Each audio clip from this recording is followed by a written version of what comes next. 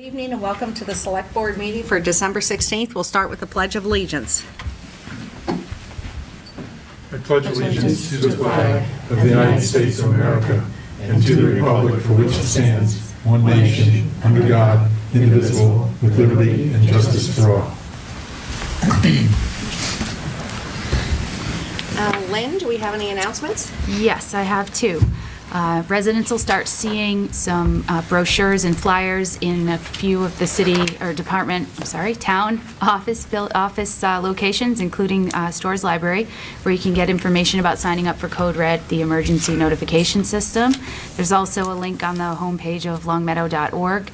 If you would like to sign up, this is where you can receive text, email, or phone call notifications of weather-related information, parking bans, any trash delays, or any other notification that needs to be communicated out to the residents that reaches sort of an emergency type level. And also, there's a vacancy on the planning board, and applications are being accepted until January 2nd. So any resident that's interested and has a background in something planning related is encouraged to apply. And if you have any questions, you could certainly reach out to the Select Board Town Manager's office, and we're happy to answer those questions. Okay, thank you. Any announcements from the Select Board? No. How about resident comments? Select Board comments? No? Okay, we're moving right along. Okay, since we're going to start our first hearing violation at 7:15, I'm going to move down to clear out some of the items, looking for approval of minutes from November 18th. I'll move we approve the minutes of November 18th regular meeting. Second. Discussion? All those in favor? November 26th? I'll move we approve the minutes of this November 26th special meeting of the Select Board. Second. Any discussion? All those in favor? December 4th? I'll move we approve the minutes of the December 4th special meeting of the Select Board. Second. Any discussion? All those in favor? December 9th? I'll move we approve the minutes of the December 9th, 2019 special meeting of the Select Board. Second. Any discussion? All those in favor? And there's one abstention. Tom wasn't there. Oh, thank you. I wasn't here either. Oh, two abstentions to the 9th. Yeah, we were alone that night. Oh, that was a terrible meeting. Okay, so we're going to shoot down to something else that looks short, and that's appointing our Pioneer Valley Planning Commissioner alternate. It usually is the town manager. I covered while we were dealing with an interim, so Jay wouldn't have that much on his plate, and I'm looking to have the town manager appointed as the alternate to the Pioneer Valley Planning Commission. In fact, she already attended one meeting on Thursday night. Place a motion on the table that we appoint the town manager to be the alternate for the Pioneer Valley Planning Commission. Second. Discussion? All those in favor? Is there anything from that meeting you want to tell us about? They gave a good presentation on census 2020 to get the awareness out there, and just ask that any municipal official just keep that at the forefront so that we can really try to have our numbers be as accurate as possible, and how critical it is to be counted, especially rural Western Mass. Those numbers really mean a lot. So I expect that we'll have more information on that, and some social media sharing and some website updates. They're doing some hiring campaigns in January at the library and at the adult center. So if anyone is interested in any sort of census job like that, they have that available. All right, great, thank you. All right, let's move on to common, how do I say, Vitular license approvals. I'll move we approve the common victualers licenses for 2020 for Alice's Bagel Shop, Big Y Cafe, Great Harvest, JGS Life Care, Michael's Cafe, Starbucks, and Subway restaurants. Second. Any further discussion on that? I know that this is our first year doing it, and there was a little bit of delay on some of those applications, maybe, as it'll be easier each time around. So all those in favor? Okay. Let's see, we still have 10 more minutes. So do you want to move up to the Senior Housing Task Force discussion? Yes, why don't we really quick, because we actually, I read the statement that Mark and I put together last time, and then I talked with Mark since that time about a possible composition of a group. We talked about 9 members. I'd like to read down through what Mark and I kicked back and forth. We a 9-member group, a 9-member voting group. We thought that it should have the director of the Council on Aging or the Adult Center in there. We thought that we could have 1 or 2 select board members as non-voting members, because there's 2 of us now, so we'd be able to fill back and forth and share the meetings. We thought there should be a COA member. We thought there should be a fire department / police, a member from either one of those departments to fill in the committee. We also felt the same way about a vet agent / outreach coordinator. One of those influences in that committee, because they both are reaching out into the community quite a bit. We thought there should be at least 4 citizens put on the group. And then we thought we threw in as a non-voting member was a rep from JGS. Any discussion on their recommendations? I'm sorry, I didn't hear you say anyone from the planning board. No, Sir? not on this one. No? No, because we're not actually doing the planning part yet. This is kind of exploratory on what the citizens need, Tom. What does the senior community need? And then when they start issuing the reports, that's when you let subcommittees get back on the planning aspect of it. But right now, we were trying to center around people that deal with the senior community on a recurring basis. Mark, jump in. No, absolutely. We want to know what the seniors need. Okay. That's kind of the main purpose of the committee. So, Right. On other boards, obviously, or other committees, obviously, planning board would be helpful. But I think, kind of a senior-focused group is probably what we want. Okay. And we did kind of think, or at least I thought, that likely all this information's already out there. It's a matter of bringing it home and applying it to our community. The transportation programs, the aftercare, the group housing, all these elements are being done in other communities. We figured the committee will start an outreach. That's why we got, like the fire department / police, because they're going to know contacts in different parts of the Commonwealth. So it's kind of fact-finding at this point. And then when they get the design, and that's, I think, is when you'll break off and get the planning element in there, maybe the housing authority, and there'll be other elements come to the table then. Okay. Once a decision's made on where we want to go with it. Thank you. Okay?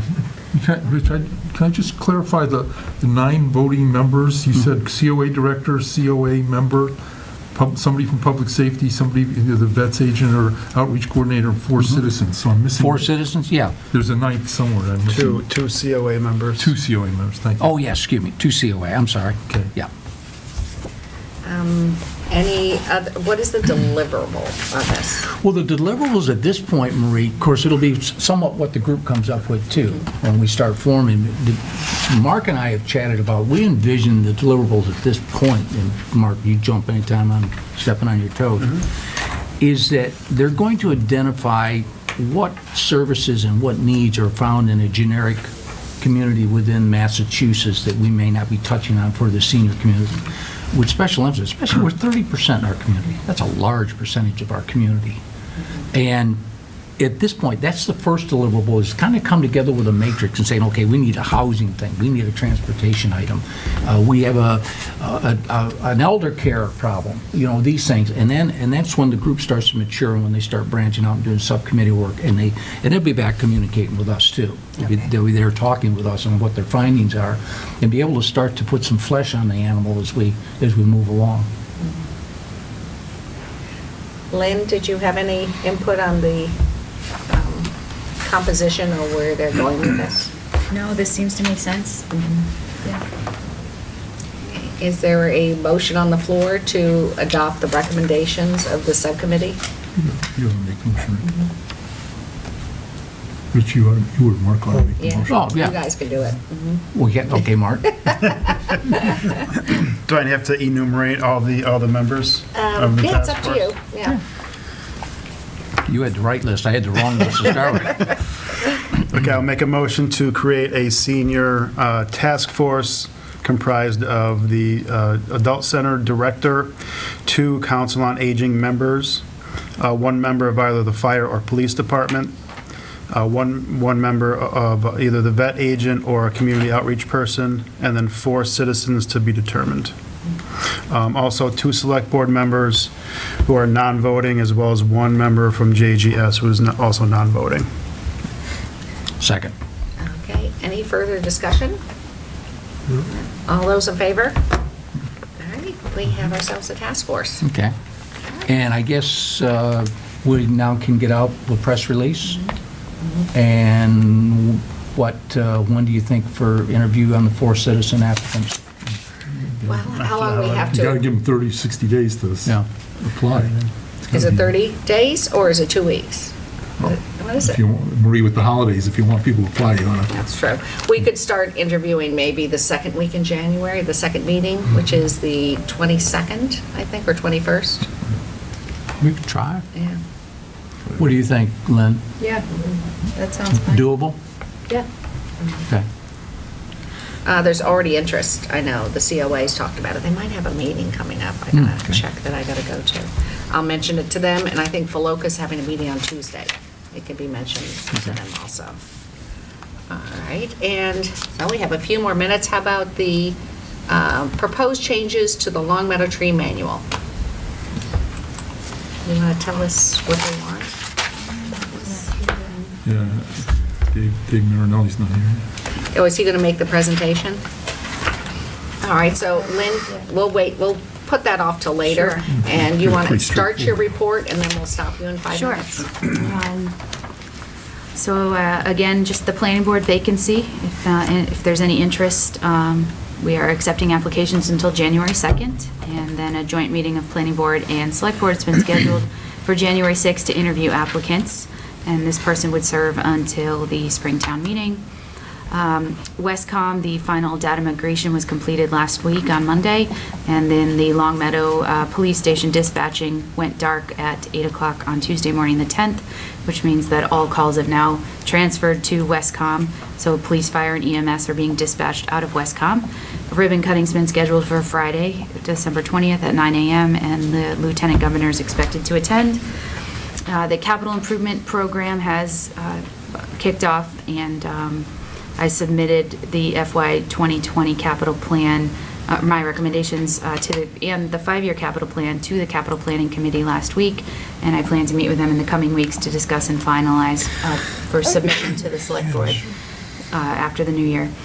Cybersecurity, the town via IT Director Nick George applied for a Maya Risk Management Grant, and I'm happy to report that that grant was awarded in the amount of $8,800. I think you'll hear a little bit more about cybersecurity later on in the meeting. Bernie Road landfill closure, that work started the week of the 25th of November. The ACM abatement work was completed, and they were expected to begin clearing vegetation prior to the snow hitting. And unfortunately, that just delayed things a little bit, but they did some snow cleanup, and the vegetation will be clear, the clearing of the vegetation will begin soon. The open space and recreation plan, renewing of that plan has started. A townwide survey will launch later on this year, probably sometime in January, late January, early February, and there'll be some public visioning sessions in March. This is a very public-heavy process, so we'll hope to get the word out and spread it as far as possible to get a lot of engagement from the public on this. The LED streetlight purchase has been completed, and we've just purchased the Cobra head fixtures. We made a selection late last week, and MAPC is going to be helping us with that. And then we will begin the decorative fixture selection process relatively soon. Daigle Electric, if you see the trucks around, they've been hired to do the streetlight repair and maintenance in the interim. So if you see those trucks around, that's what they would be responding to, and they'll also be helping us do the legwork we need to do on the decorative fixtures, gathering that information. The MSBA statement of interest for the middle school was not invited into the MSBA's eligibility period. So this is just closing out that application that started last year, and there'll be a new process happening in 2020. There'll be further conversation if the town decides to submit again. And lastly, the trash amnesty, this was something that the board had voted on previously, and trash amnesty will be held December 30th through January 10th. I'm sorry, that was amended. I'm just reading your motion. December 26th through January 10th. Nope. Original motion, sorry. So December 30th through January 10th will be trash amnesty. And we'll make sure that that information is posted prominently for residents to find on the town website. That's all I have. And you did it. Tom? Yeah, I heard, on the newspaper, I saw that the boys soccer team from the high school won the state championship. Oh, wonderful. They were very successful. And I think I asked for this once before, but I thought it would be nice if we could get some kind of a report from the school department, just giving us a heads up of things that are going on. I know you hear from all the different department heads, but it's sort of a blank spot in my horizon to not get any kind of report from the schools. I mean, I know I can watch the meetings, they're televised, but it would be nice if there was some kind of a executive summary about just some of the accomplishments like that I think that folks, would want to know. And I think it's important for the town select board to know when a team wins a championship. I think it's good to know that. But also other events that are going on in the school. I don't know if that's something, Lynn, if that's, as a town manager, if that's something you could begin to explore. I don't think we need a lot of information, but just, right now, we get zilch, we get nothing. And I don't know how other people feel about it, but I think it's, we should, they're a huge part of our budget, and it would be nice if we knew exactly, some of their accomplishments. I don't want to hear all the bad news, I just want to hear the good news. We already know about Feel-good report. Yeah, feel-good report. We already know about the boilers and all those kinds of problems, but the positive things would be nice. Sounds good. Great. So you follow up on that later? Yep. Thanks. All right, so we're going to open our first hearing, which is the liquor license violation hearing for Ume. And I think we first hear from the officer. Yeah, Maria, I'll make a motion that we open the hearing for the liquor license violation for Umi Asian Bistro. Second. Okay, all those in favor? Okay, we're now open. You want to come and give us your report? Don't you swear me? Good evening. Does she swear me? Oh, got to swear you in, right? Do you swear in, Debbie, right? Don't you swear them in? No, No? No. Oh, I thought you said you had to swear them in. I don't. Okay. You guys No. are lit. No? Okay, go ahead. Guess not. As you know, Officer Matt Chaplin usually does the compliance checks. He cannot be here tonight for personal reasons, so I'm Officer Lombardi. So I just am going to read his reports verbatim. If there's any questions or anything like that, they're going to have to be forwarded to Officer Chaplin. Okay. So on Thursday, November 21st, 2019, from 4:30 p.m. to 5:55 p.m., Officer Chaplin conducted checks of establishments licensed by the Town of Long Meadow to sell alcoholic beverages off premises. Officer Chaplin had an undercover operative with him, a 20-year-old female who volunteered to assist the Long Meadow Police Department with alcohol compliance checks. She was wearing a multicolored sweater and blue jeans. A photograph was taken. Her breath was tested for the presence of alcohol, and the parameters of the operation were explained. She emptied her pockets and only brought with her a cell phone and a $20 bill, which was recorded and photographed in order to complete the transactions. She signed and stated that she understood the compliance checks the compliance check guidelines and used the compliance check guidelines set forth by the Alcohol Beverages Control Commission. The volunteer and Officer Chaplin drove in an unmarked gray Ford Explorer police vehicle. They entered their first establishment at 4:32 p.m. At each establishment, Officer Chaplin would park so he could clearly watch the volunteer enter and exit each establishment. Only the volunteer would enter the establishments unless she was served or successfully purchased an alcoholic beverage. Umi's first, correct? Yes, we'll deal with those. Okay. Does anyone have any questions for the officer? Okay. We'll bring the, are you here for the establishment? Do you want to come up? Yes.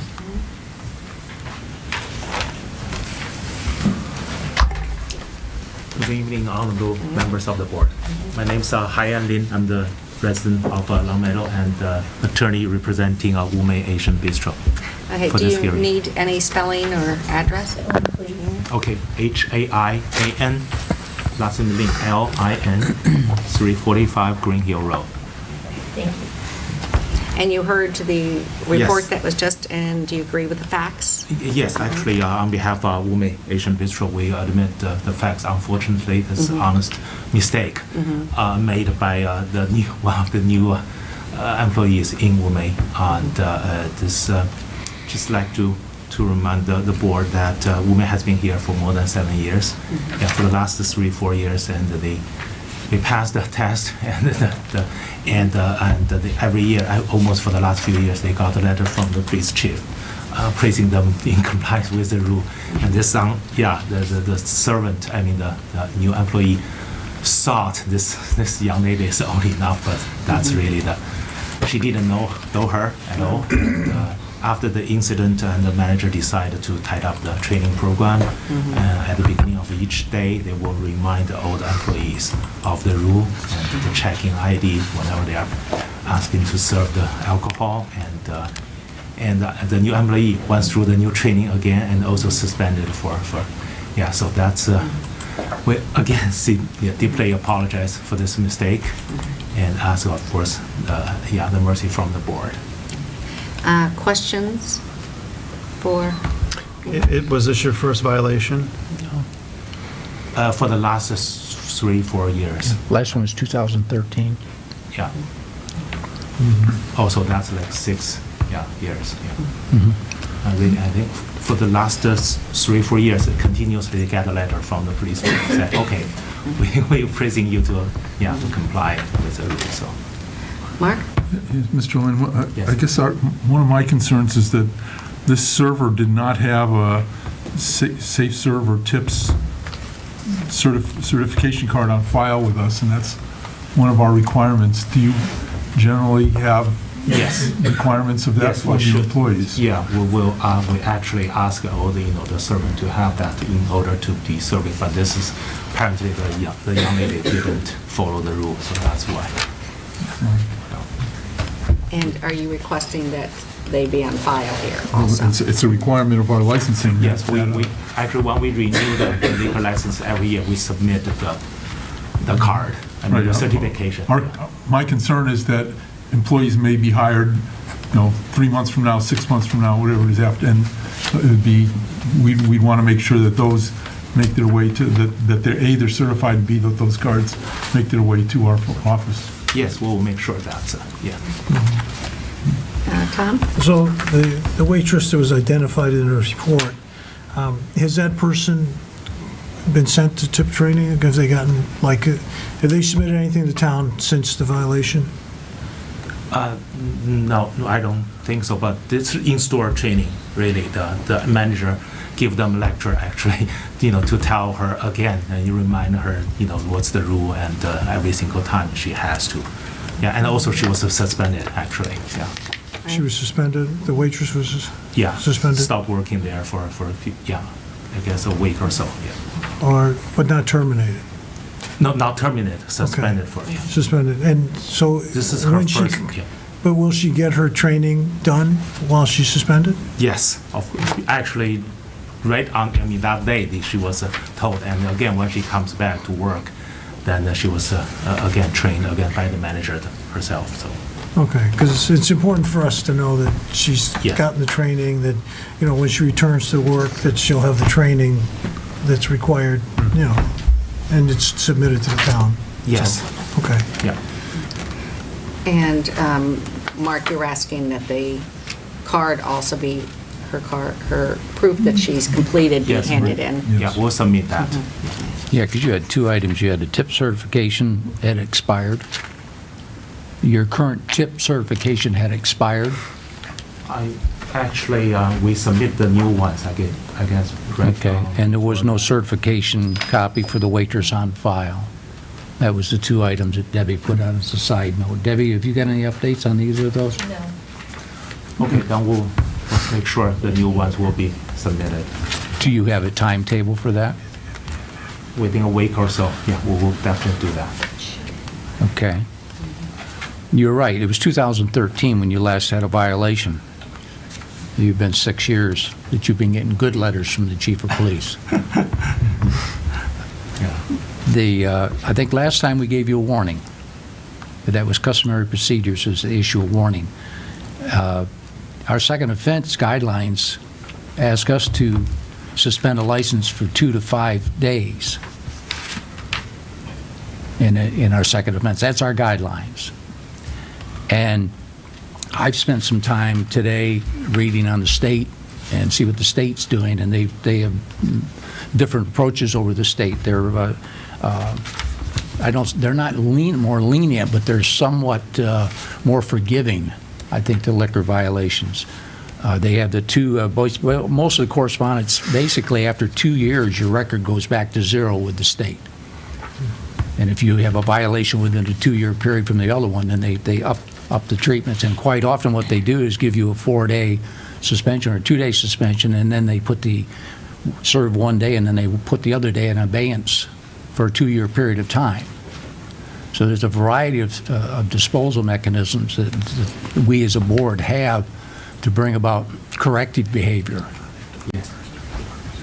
And that's, I just say for the benefit of somebody that maybe didn't do as much research we had today, so you can absorb kind of what I said on that, that it is wide open. The guidelines are 2 to 5 days, but the state basically says after a 2-year period, they just wash it. And they say we start over, we clean the slate.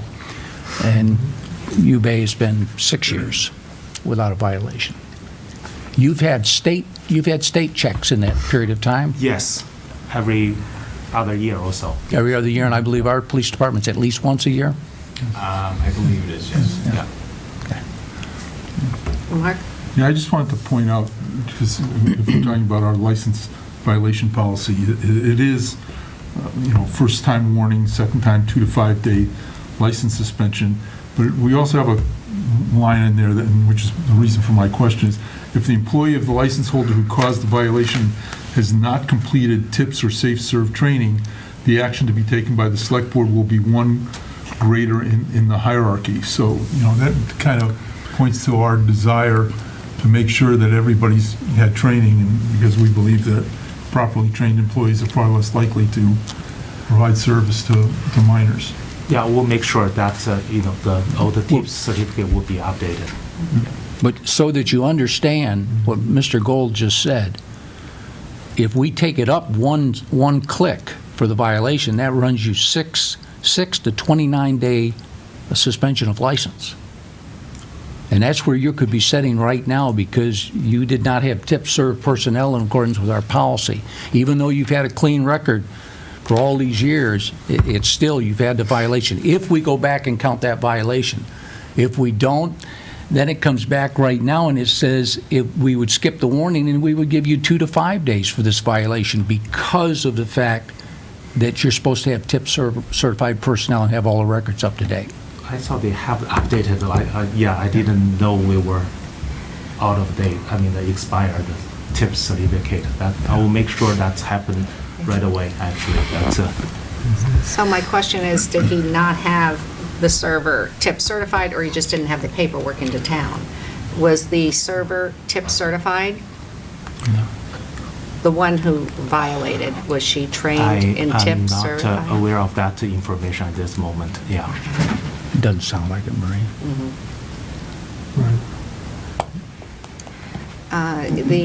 I think the last time we talked about the policy, we had a problem in that we didn't really address, and that was, do we ever reset? Because now we're looking at 6 years, and are we really reaching back 6 years to say this is the second? Or should we really be, because the policy doesn't address that. That's up to us. Whether, and I think we probably should make changes in that policy. Yes. And the question is, it's up to our discretion, are we going to treat this as a first or a second offense?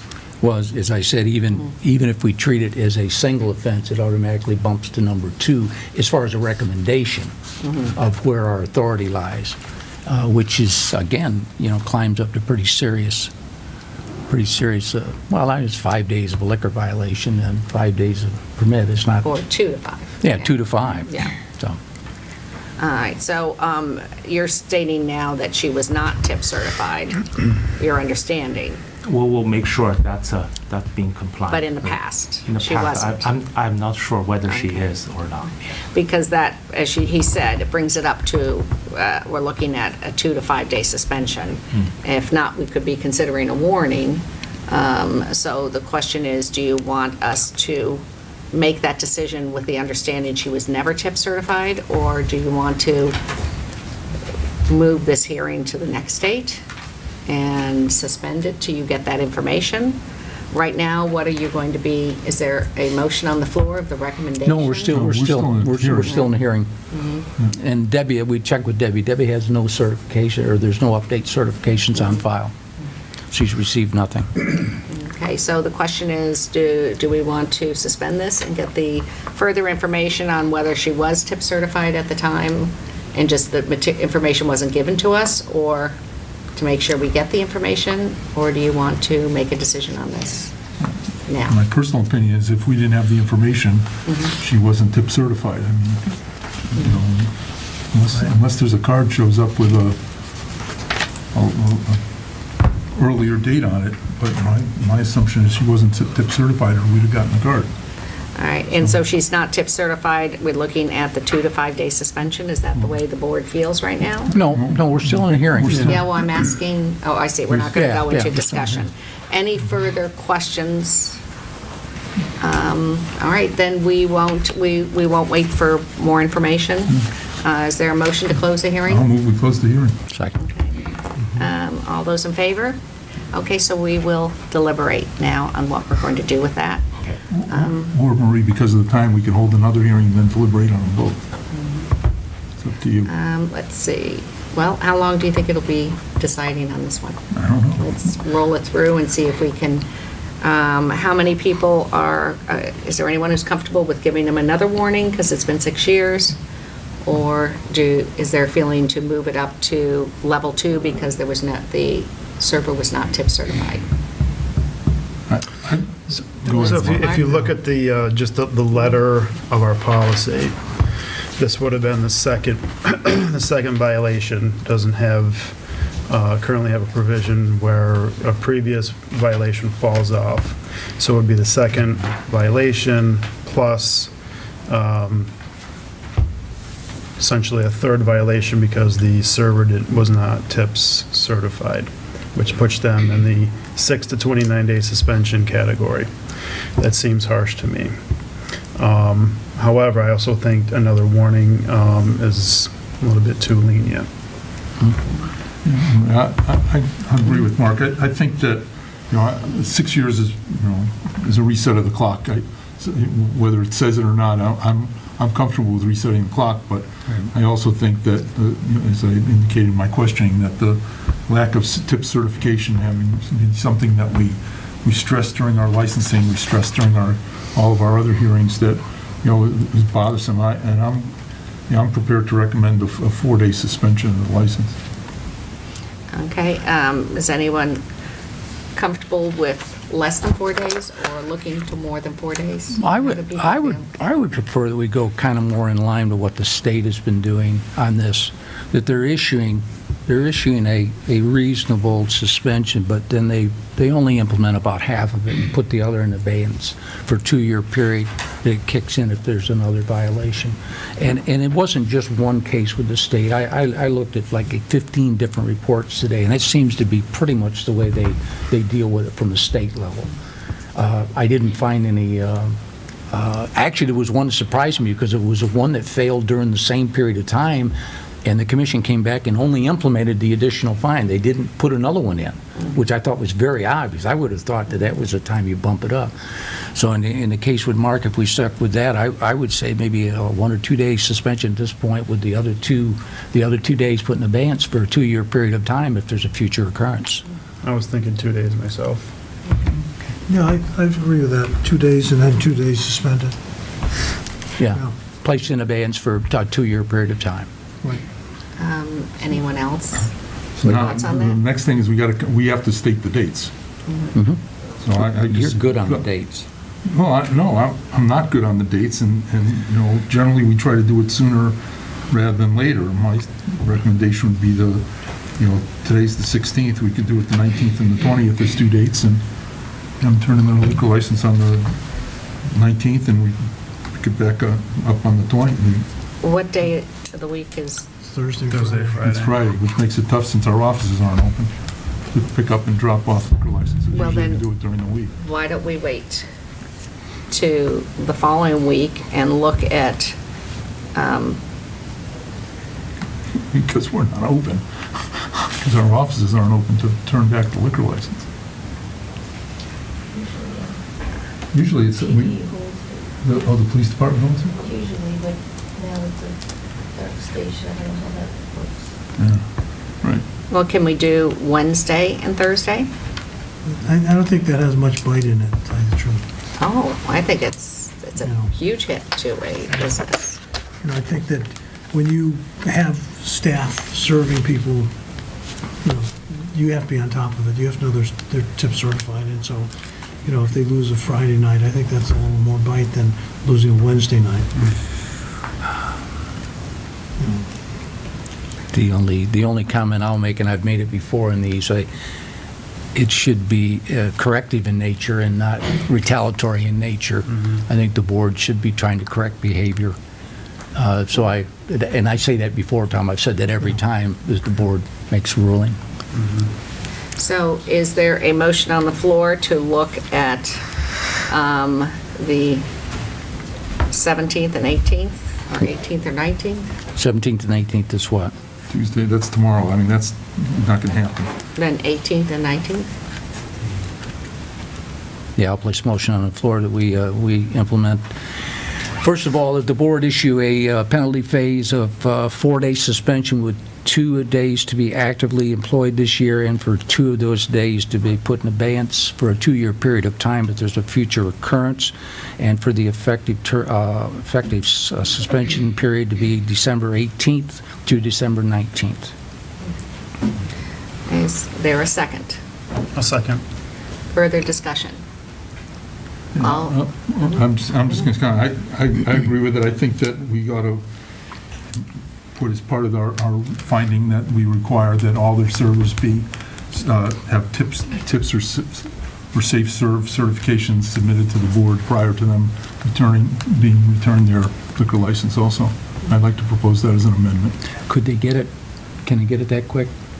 In 3 days, you can get it in 2 No, hours. I mean, I don't know. Can Yeah, you go online. It's an online thing. Oh, You go okay. online and do it Okay, in then I would 2 agree. hours. I agree. There's a friendly amendment? Yeah. Okay. is there a I'll second to second the that. amendment? Second I amendment. think that's a good Okay. idea. Yep. All those in favor of the amendment? All those in favor of the original motion? Thank you very much, and Debbie will work with you on Okay. how to do that. Thank you so much. All right, do you Yeah, want so to? Debbie just asked the question. They should be dropping it off, I think, either the first thing in the morning on the 18th or the last thing at night on the 17th, and pick it up on the morning of the 20th. Yeah, Morning of the 20th. yeah. Because they're going to be closed and not have liquor served the 18th of the 19th. And they have to have the tip certification brought in. That's what we said, Yes. right? Right, we did. We want tip Before the certification. license is handed back. Yeah, Right. Right. okay, thank you. So is he very much aware that he'll coordinate with you then? Are you aware that you'll coordinate with? Yeah. Okay. Okay, is there a motion to open the next liquor license violation hearing for the Meeting House? So moved. Is there a second? Second? All those in favor?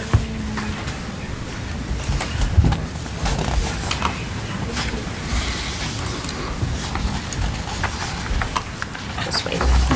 Thanks. Are you here for the Meeting House? Okay. Robert Schmidt here on behalf of the Meeting House. Thank And I you. can say the entire ownership and management of the bar is here as well. Okay, Thank you. I'm going to give Debbie a minute. Thank you.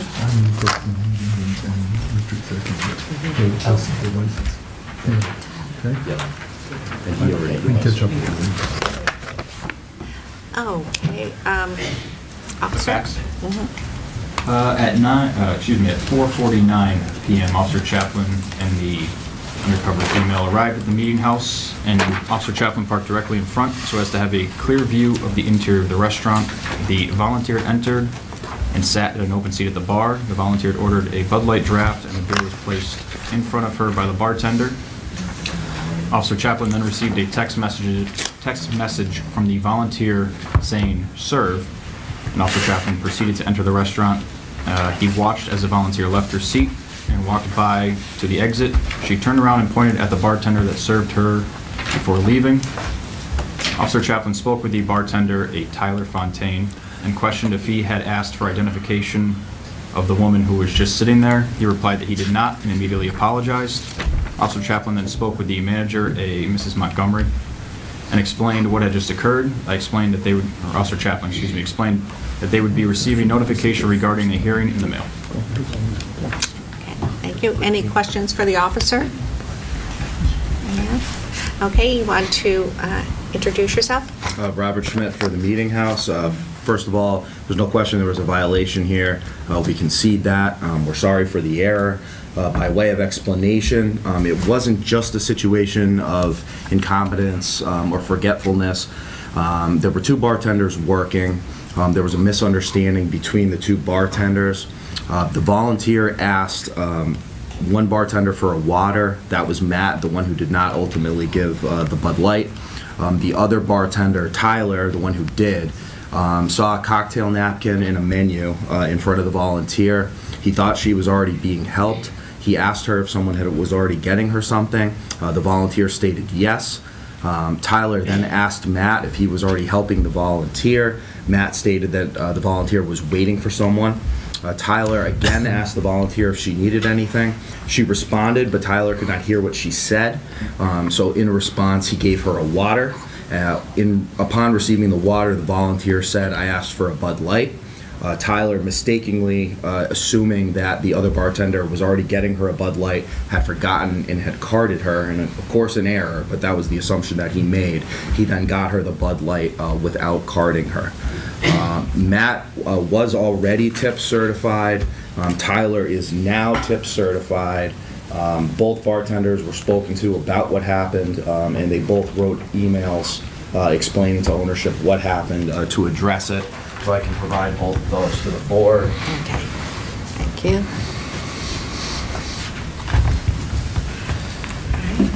All right. Any questions? I'm still going. Oh, you're still going? I'm sorry. Okay. So if you look at those emails, I mean, you'll see that the bartenders take this very seriously. I can tell you that Tyler is an excellent employee, a very hard worker, shows up on time. He was extremely distressed when he found out about this, was very apologetic. It's very clear that Tyler will do whatever he needs to do to make sure it doesn't happen again. He immediately got tip certified, as you can see. The Meeting House is well aware of Long Meadow's concern about underage drinking, that this is a family-oriented town. We take it seriously. As you probably know, the bar is really a restaurant. It's a restaurant first. The clientele is mostly 30 and over. The sales are really heavy towards wine as opposed to beer. There's not a lot of younger clientele. So the point of that being that it's not a situation we expect to be repeat violators. We've certainly addressed the issue. We're sorry for it. This being the first violation, what we're asking is that we receive a warning. If the board is inclined to do something more severe, that if there is a penalty, that it be suspended for a period of time. And again, we don't expect to be here again. Thank you very much. Okay, any questions?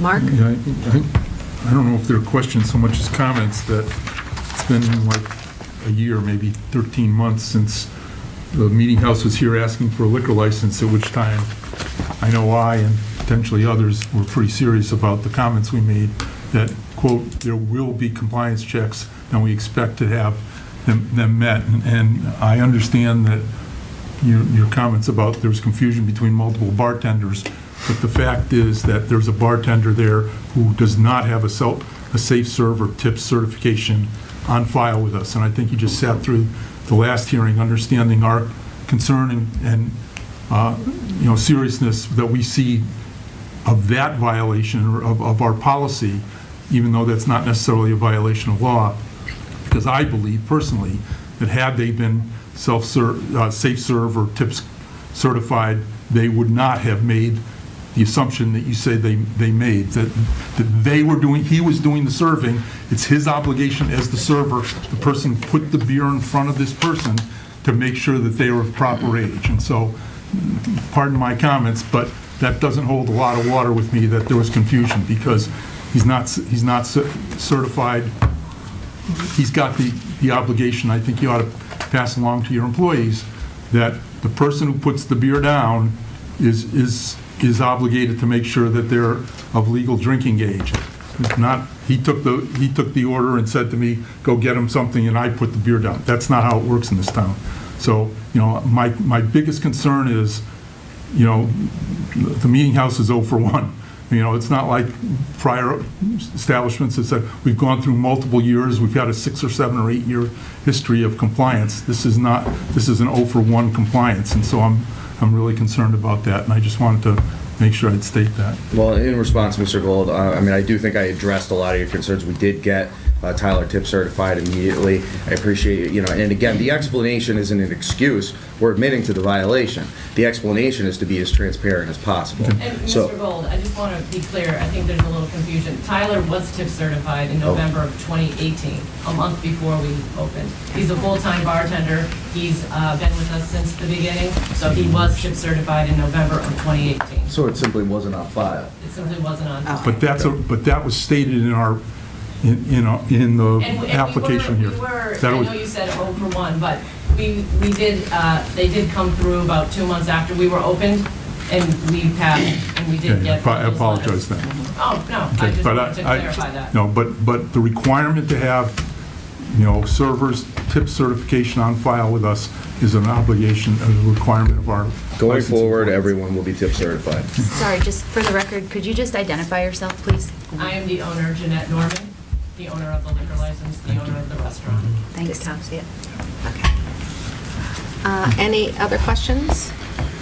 Well, Tom? it's a little more comforting to know that the person behind the bar was certified. I mean, it's not good that it wasn't put on record, unfortunately, but because when I look at the differences, not that we're comparing, but when you have a waitress serve versus a bartender, I mean, there shouldn't be anyone behind a bar who isn't tip certified in this town. I mean, other towns, they do what they want. So it is comforting to see the certificate that you passed around. I'm glad you brought that in. But, we still have this technicality of them not being on record and serving, but I don't know what other people think. If you have any Okay, other so when we look at the questions. policy, though, it says it was not completed the safe training. So it doesn't really say it doesn't have it on file, it will be pushed up.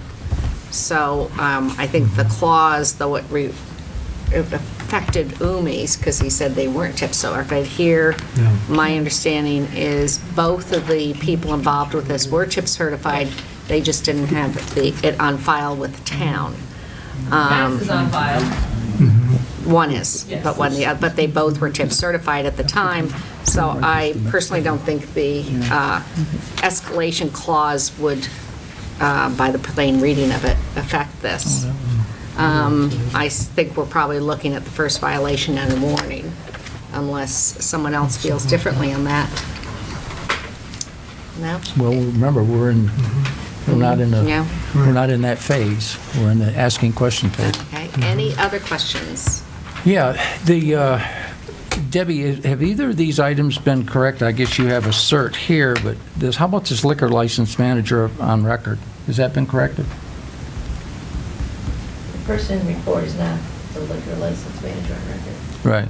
So that's still outstanding? I don't know who that is, but that's not who we have. Right.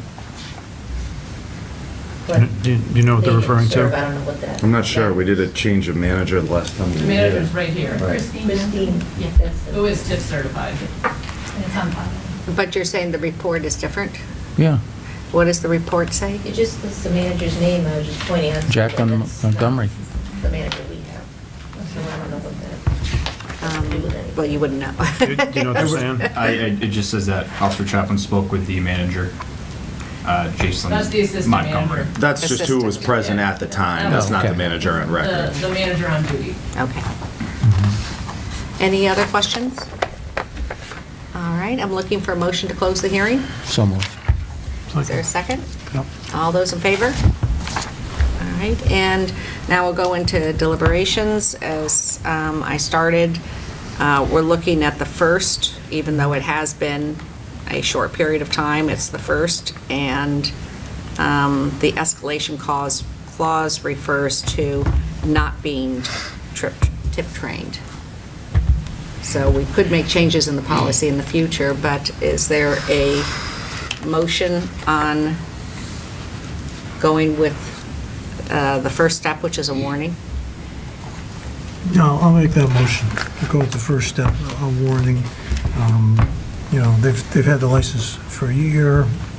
They did have 2 bartenders who were tip certified at the time, and, you know, we just hope that this won't happen again, you know, I mean, we check all the time to make sure, and, so, Is there a second? Second. Discussion? Mark? Yeah, I guess my concern is, Marie, your interpretation that said, well, the employee was tip certified, we just didn't have the certification, it was what causes us to be at the action level that it is. And I guess I'm concerned that, you know, the lack of a certification on our file is a bigger issue for me.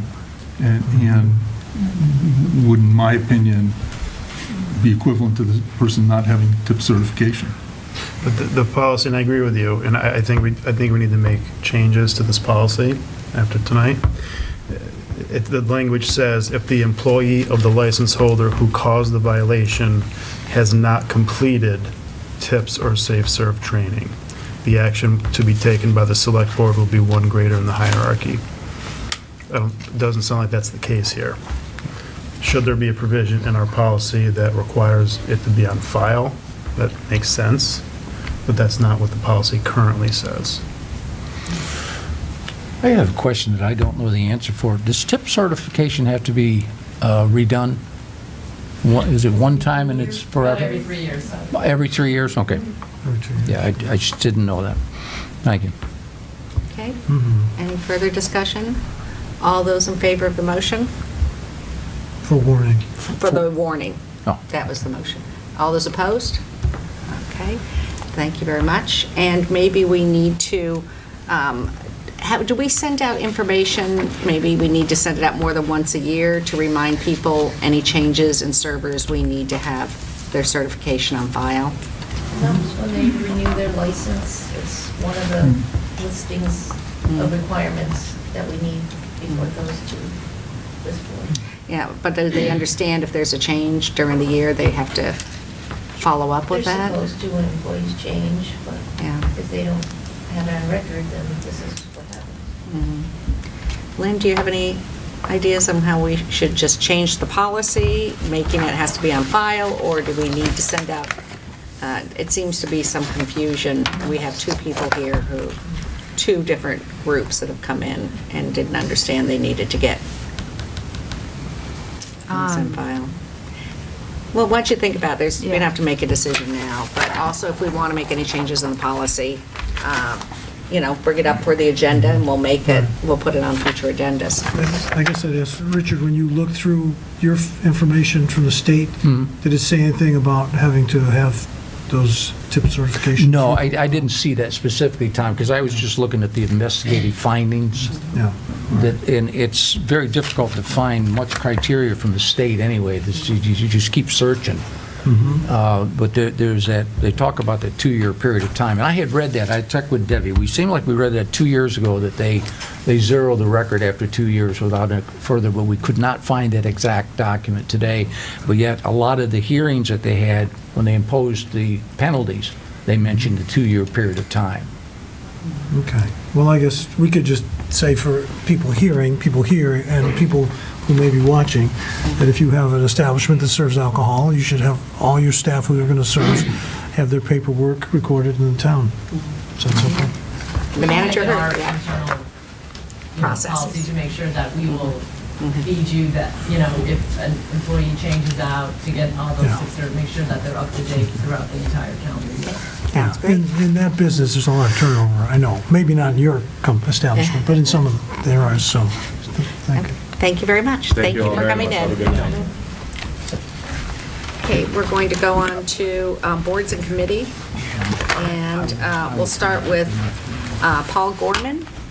Is Paul Gorman here? No. Adam Mesh? No. Jan Kamiasko? Council on Aging? Oh, okay.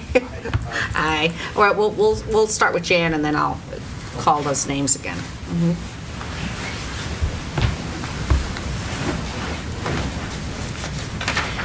Jan, would you state your name, spell it, or actually you have the spelling, and your address? Jan Kamiasko, 46 Northfield Road.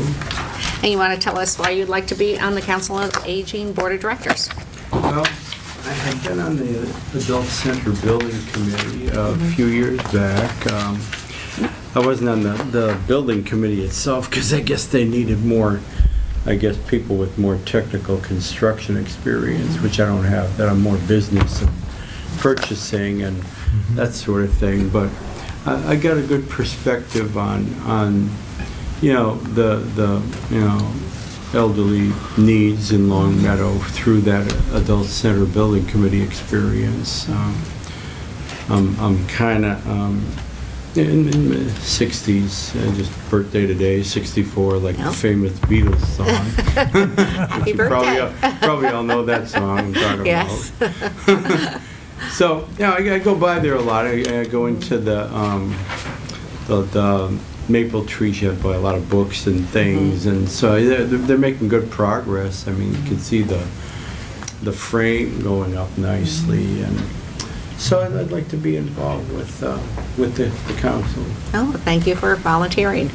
Any questions for Jan? Did Tom? you say your birthday's today, Jan? It is, yeah, December 16, yeah. Well, happy birthday. Thank you, yeah. Sorry we're doing this to That's you a- on Like your I birthday. say, like the Beatles song. That's it. You should get extra points just for being here on your birthday, I think. I don't know. I would think if we don't vote you in, we're in big trouble. But thank you for your volunteering. Oh, sure. In the past, and you're willing to continue. Thank you for your volunteering in the past with Oh, yeah, thank you. issues affecting our seniors, and your willingness to do it additionally. Thank you very much. Thanks. That's what Teresa. Any other questions? All right, thank you for joining us. Enjoy the rest of your birthday. Okay, thank you. Thank you.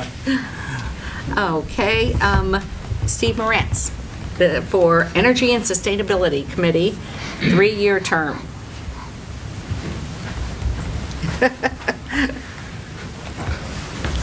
Good evening. Steve Morantz, 117 Rugby Road. And why do I want to be on the Yes. what is it? Energy and Sustainability Committee? Is that the actual name for it? Yes. I think it's a tremendous opportunity to help the town. I think the possibilities for this committee are twofold. One, it's doing really right for the environment, and two, actually three things. Second, really for the town, and third, for the town, I think there is actually economic advantages that really can be had with the whole area of green money. There's money to be had both in terms of grants specifically for sustainability efforts. There's the green community money. We are a green community. We're starting to take advantage of this money. We should take advantage more of it. There's also, in terms of what's in front of the state, there is state legislation that's pending that boards like your board, boards like the Sustainability Committee can actually put their 2 cents in saying, hey, if this passes, this will mean money for our community. So there's lots of opportunities economically. My background to be on this committee is I was deeply involved in the solarization program that this town, I would say, was pretty successful with over 40 homes being solarized as a result of this, with the solarized Springfield Long Meadow. And from an economic point of view, I was on the Appropriations Committee of Long Meadow from 2002 to 2007, and was chair of that committee from 2004 to 2007. So I do understand a lot of the economics of the community. Finance Committee's changed a little bit since charter, but the finances have not. So I look forward, hopefully, to serving on this committee. Questions? Tom? Just, well, I was looking over our materials in preparation for the meeting, and one of the things that's being planned, I believe for next year, is in Laurel Park, there's a dam at the end of that pond, you know, where they have the fishing derby. And so I contacted an agency for the possibility of looking into having a generating electricity from a dam like that. It's about an 8-foot, 10-foot dam. Is that something, if I get some information, that your committee would be interested in pursuing or looking into? Is that kind of energy? Can see no reason why we wouldn't want to take a look at that. Okay, all right. Well, great. Thank you. Any other questions? Thank you for your great work on Solarized Long Meadow, and I'm sure you'll fit perfectly with energy and sustainability. We vote on our next meeting. Thank you. Thank you. Thanks. Go back to Paul Gorman, Cable Advisory, and you want to state your name and your address? Sure. My name's Paul Gorman at 266 Pinewood Drive in Long Meadow, Mass. And I guess the question is, do you want the 3-year term, or do you want one of the 1-year associate terms? I don't think we should ask him. I think we just, You willing to take the 3-year term? Sure. that's the way to do it. Want to tell us why you want to be on the Cable Advisory? Sure. I was on the board as a temporary member type thing. My background was I was a system architect at American Saw at one point, and I'm into networks and things like that. And I think I could help consumers with the cable system extensively. Yeah, that sounds wonderful. Any questions for Mark? Sure. Yeah. Do you currently have Comcast in your home? Yes. So you're familiar with them as a corporation, that's all? Yes. Well, because one of the major responsibilities of the Cable Committee is to, and it's going to come up, is renegotiating a contract with Comcast. I think it's important that whoever's doing it ought to at least know what they provide. I've worked with contracts, but not specifically with cable before, so I'm familiar with different contract methods and things. I think I came on the board and they were negotiating the 10-year, and I'm leaving and they're negotiating the 10-year again, so that is coming up in front of you. Any other questions? Okay, well, thank you very much. We will get back to you in the next meeting. Thank you. And Adam Mensch for capital planning, the 3-year term expiring June 2022. You want to state your name and your address? Adam Metch, 122 Cooley Drive, Long Meadow. Thank you. And why do you want to be in capital planning? Why?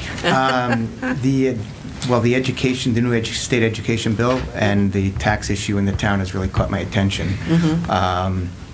And so I think there's going to be some tough choices to be made. Obviously, the committee does more work than just that on that issue. I'm a business owner. I have a college advising consulting practice. I've been doing it for 25 years. So by nature, I'm a strategist and a planner, also counsel students. So have good communication skills, and I've served on boards before. So, and I'd like to give back. I'm at a point in my life where my kids are out of the house, and so I've got some time. So I think it's a good match. Mark? Yeah, and thank you for applying. I'll tell you right now that both Richard and I were prior members of the Capital Planning Committee, so not predicting anything. See what, watch out what you ask for. I might be sitting there someday. Not if you're lucky. But my question really to you is more of what kind of thought process should the Capital Planning Committee go through when they have to evaluate very different projects? And the examples I've always used are, because it happened when I was on the committee, is a request for the Jaws of Life. It was I think, $40,000 or $50,000 purchase. Might help one person, 2 people, 3 people a year, versus, changing the lockers out in the middle school where 250 kids would benefit every year, but you only had one pile of $500 or $50,000. And I'm not asking you to make that decision. I'm just saying, what kind of issues do you think ought to be part of that balance as part of the capital planning committee? Well, possibly a study, taking a census of voters or people who are affected, to get some feedback, first of all. And then obviously you have to look at the data and look at the cost benefit. And then at some point, it becomes a subjective decision. Thank you. By the way, we recommended the Jaws of Life, but that's just numbers. You told me I was off the hook. Right. But I would have voted for that, too. Any other Well, questions? yeah, Tom? no, I'm glad you're volunteering. I think it's good to have a person who, when you work with families about planning, making future plans for their life, and now you're looking at the community making future plans. So it's a nice connection. And helping families get through a series of compromises and trade-offs, and so it's part and parcel of any kind of committee decision as well. So Yeah, so, there's, when you make a decision, there's two sides to it. There's rarely a perfect decision. So yeah. Do you know any of the members on the current committee? yeah, Tom and Mark. Oh, on this committee, on the capital committee. Right. Yeah. Not that I'm aware of. No. Yeah, well, if you know Tom and Mark, that's a mark against you right there. I'm glad you shared that information, We usually, it's usually hard to draw out of people. I should have said after the vote. Yeah, he rolled you guys over pretty quick. Tough crowd. Yeah, tough crowd. Tough one, yeah. Well, as you said, you just handed over the capital plan to the capital planning. We can't vote for you until the next meeting, but you might want to attend the meetings to not be behind, because I think the next month is going to be the crucial time. Okay. But our next meeting is January 6th, and that's when we can vote, because according to our bylaws, we have to wait 7 days. Okay. So just recommend you start jumping in and until we can really get around to voting on appointments. Okay. Thank you very much for coming in, though. Thank you. Thank you. See you all. Thank you. Yeah, have a good night. And I think that's the only people that have showed up for we still have about 10 minutes. Nick, do you think you can do 10 minutes, or do you think you're 10 minutes? Who's 10 minutes? I'm probably going to go longer than 10 minutes, I would guess, from your questions, but I don't know. Yeah. Nick, can you do 10 minutes? I can give it a shot. Okay. I know I should have taken my opportunity. Yes. I had a feeling that- Yeah. Oh, we have to do tax classification at 8:15, and then you're right on, right after that. That's what I thought you told me. Yeah. So thanks for having me. I'm Nick George from the IT department for Long Meadow Public Schools in the town of Long Meadow. I think it's a good time. Thank you for inviting me to come here to discuss cybersecurity and IT and resilience and how we're positioned as an organization in those areas. It's certainly getting a lot of attention recently. It's kind of like the general awareness has increased a lot because we've heard of some municipalities that have been hit by it. I also attended some professional development at Nichols College recently, and it was municipal leaders in the state, IT leaders from towns, as well as representatives from the FBI and Homeland Security to talk about what we're seeing in the municipal landscape when it comes to IT security threats. And what they've kind of warned us and what we've been seeing in our own experience as we talk with our counterparts in other communities is that we've become probably the primary target of some of these cybersecurity attacks. Previously, it had been banks and financial institutions, and they're pretty well equipped financially and as far as their resources to provide training and remediation and barriers to these kind of threats. And so these malicious actors have moved on to a new target. Municipalities are the ones that are being targeted right now. So I'd like to address kind of some of the ongoing efforts that we have in those areas to reduce our exposure and manage our risk, as also just to address, or not to address, but to give kind of an idea of our current posture, what's going on, and to also address some items that the recent audit report brought to our attention, some improvements that we made from the last report, as well as some areas that we can still improve in. One of the things that we consider the greatest threat facing us right now is kind of phishing emails.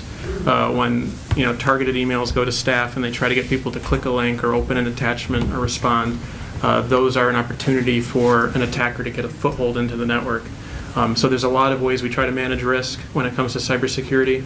There's network segmentation, configurations that we do, system updates and backups, and all of these are different approaches that we need to use in combination in order to manage our risk. But the first line of defense is kind of user training, so that when someone gets an email that's targeting them, they're equipped with the knowledge and understanding to know how to respond to it and what to consider suspicious and how to treat it.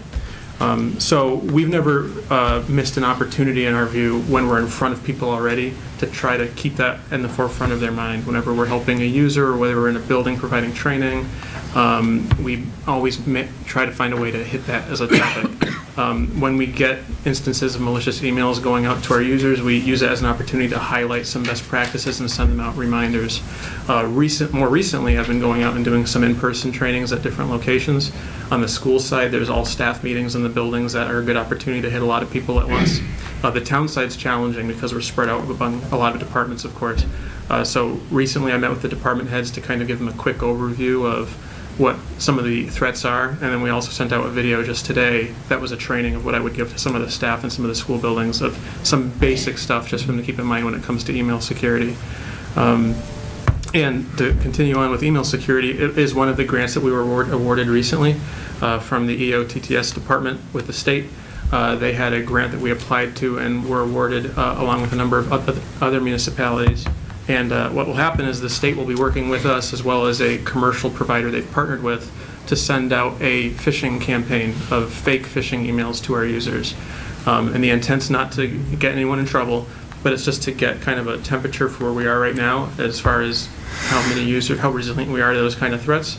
And when we get the report back on how people may have fallen for such a scam email, it'll provide opportunities for us to follow up with those people individually, and it'll also provide us with some training. So this is something I talked to some neighboring communities that didn't approach this through a grant, but had signed up for a commercial product in previous years, just to ask them what their experience was. In a neighboring community similar to us, they pretty much followed the industry standard. When they sent out their first phishing emails, about 35% of the people they went to fell for it and responded and clicked a link or downloaded an attachment. And after a year of this product and sending out fake phishing emails and training users, they got down to less than 1%. So a dramatic improvement.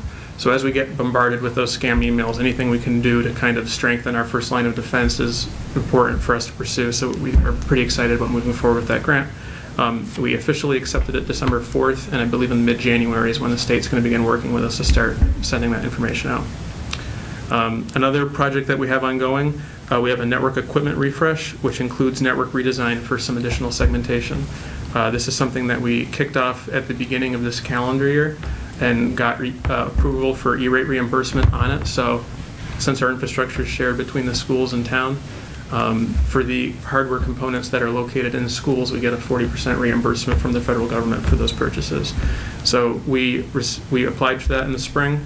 We heard, I believe it was late August, that we were approved. Equipment started arriving in September, October, and just last week we began working with the vendor on the design portion of what that's going to look like as we roll out the equipment. So this is going to provide a good opportunity for us to take the network that we're on right now, which has served us well, but was originally installed about 10 years ago and was installed in a different kind of security landscape than we exist today, and use it as an opportunity to look at additional segmentation of networks and categories of devices to provide better resilience in the event of an attack.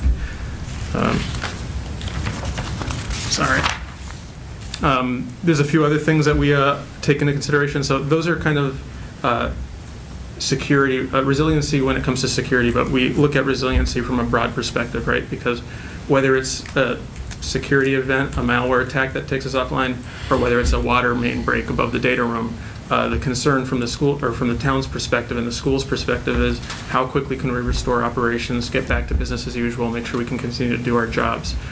So I've been working very closely with Nick Jorganis, the facilities director for the town, who's been really great to work with, and we've identified some shortcomings and concerns when it comes to the current location for the data room for the town. It's not ideally located with regard to some things like temperature control and water intrusion.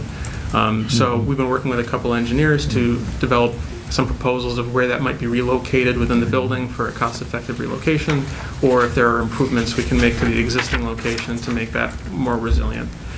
And then there's another grant award. Sorry, I'm kind of going all over the place. If you have any questions, feel free to stop me.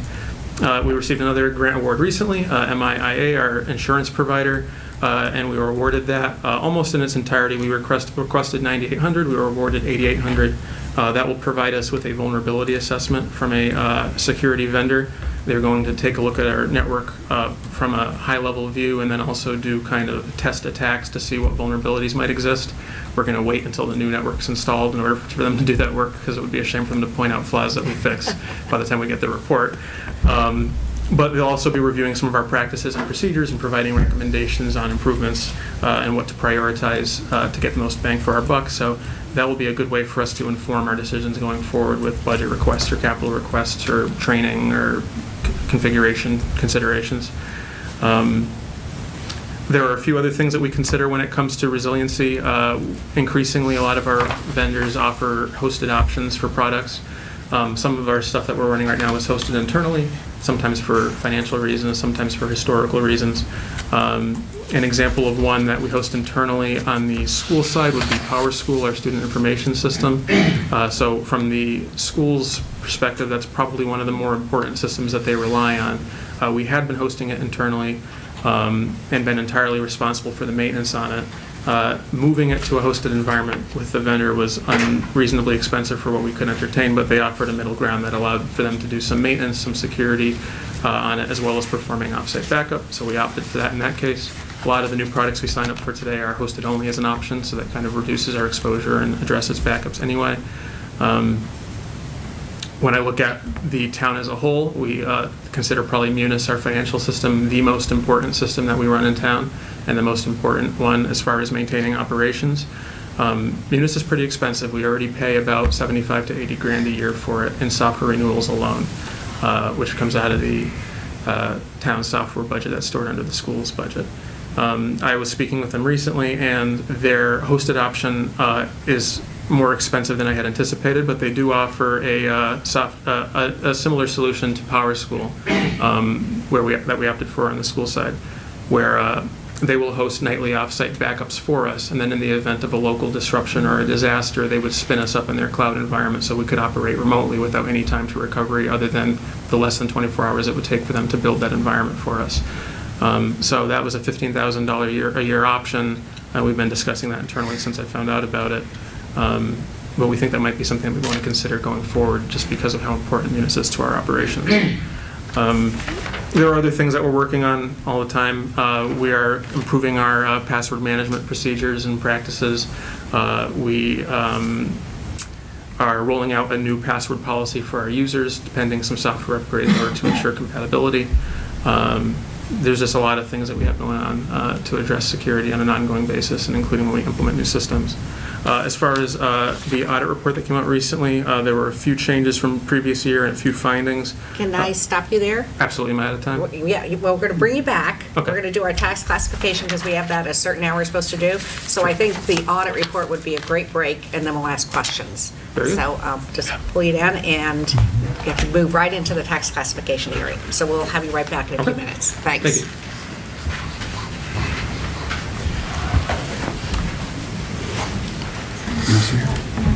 Marie, I'll move that we open the tax classification public hearing. Tom seconded. Any discussion? All those in favor? Okay, thank you. And so we're opening the tax classification hearing. You could state your names and positions for Sure. Debbie.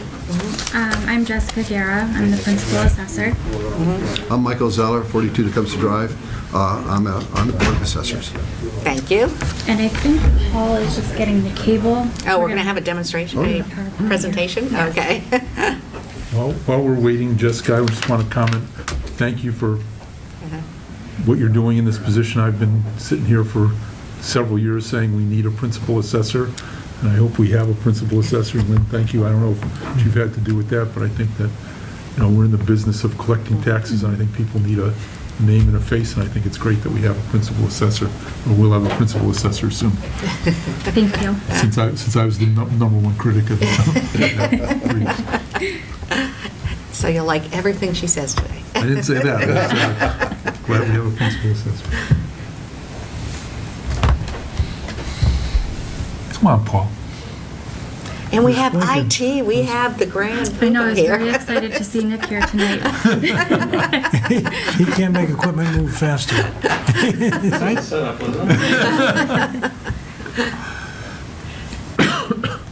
And the decisions that are usually made in the tax classification hearings, we set the tax rate and whether we're going to go to a split rate, those are always the discussion. And the presentation you're going to make is not about Grizzlies, but it's going to be it's not. about the different scenarios. So the considerations are on page 2 of your packet here. So does everyone see that?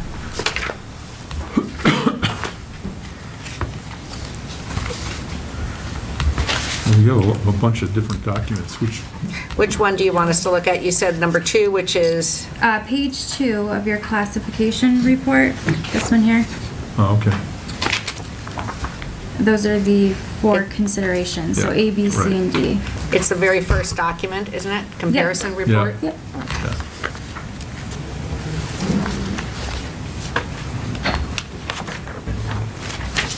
Actually, Anne Marie, it's not the comparison report. No, I just opened that up, that's not it. It's the tax class, I think it's further back.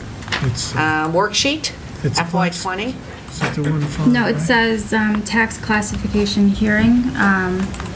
Should be, We're it says looking at all BOA, four. right? It says BOA and select board Okay, classification. there we go. Thank you. What? What's that? Okay, what page we can look at? Second page, you said. And the-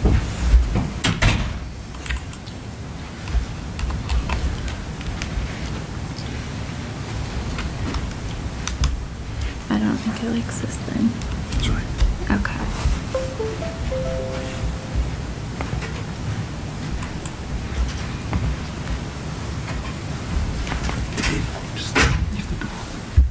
You can leave it open. We can leave the door open.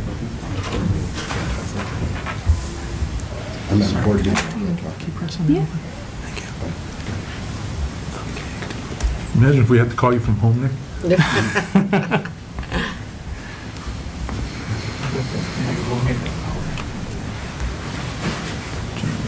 Flipping through the wrong thing.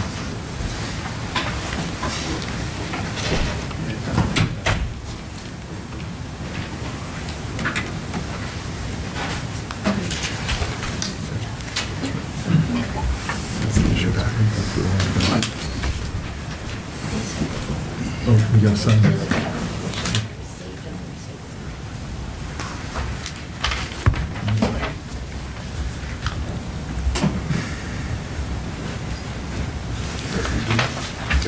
Starting to look a lot like home. I know. Cords wrapped around me.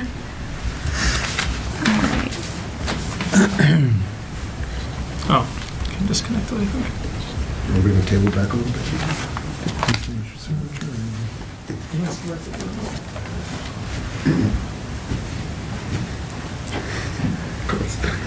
First time out. Yeah. There we go. Thank you, Nick. All right. So the purpose of the presentation is to show how we arrive at the tax levy under Proposition 2.5, show how the tax rate is calculated, and discuss how the tax levy can be redistributed by having different tax rates and satisfy the state requirement of having a hearing on classification. So we're just going to go through this.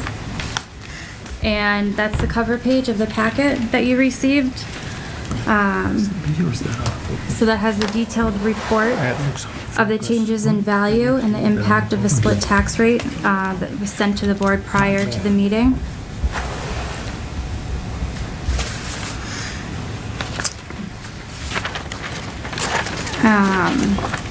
So this year, fiscal '20, we are in an interim update. Last year, we had our recertification, fiscal 2019. Certification years require a more extensive audit and approval by the Department of Revenue. It's the same process in an interim year update and a recertification year. We discover new growth by inspecting building permits, and this year we also started our measure and list program. So we're going out every year and inspecting 20% of the properties in town. We then estimate the market value and of all real and personal property on both taxable and exempt properties. We're on a mass appraisal system, and with a mass appraisal system, the cost model is the basis for establishing value for the properties.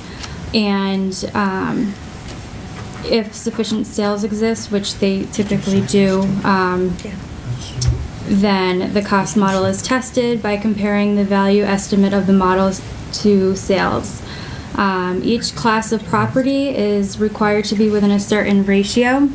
In an interim year, a complete analysis of rents, vacancies, expense ratios, and capitalization rates is not conducted due to financial reasons. That's why they're only done during certification years. So the current status of our update this year is our values and our new growth have been approved by the Department of Revenue, and given everything goes okay tomorrow, we're expecting the tax bills to go out on time with the approved rate. So this year was a good year for new growth. It's 59% higher than the 3-year average of 377,298. Personal property contributed a large sum to the new growth. That's up 158.9% from fiscal 19. It was our first year inspecting personal property since fiscal 2014. So we did get a lot of growth from that. We are required by the Department of Revenue to go out and inspect personal property once every 5 years.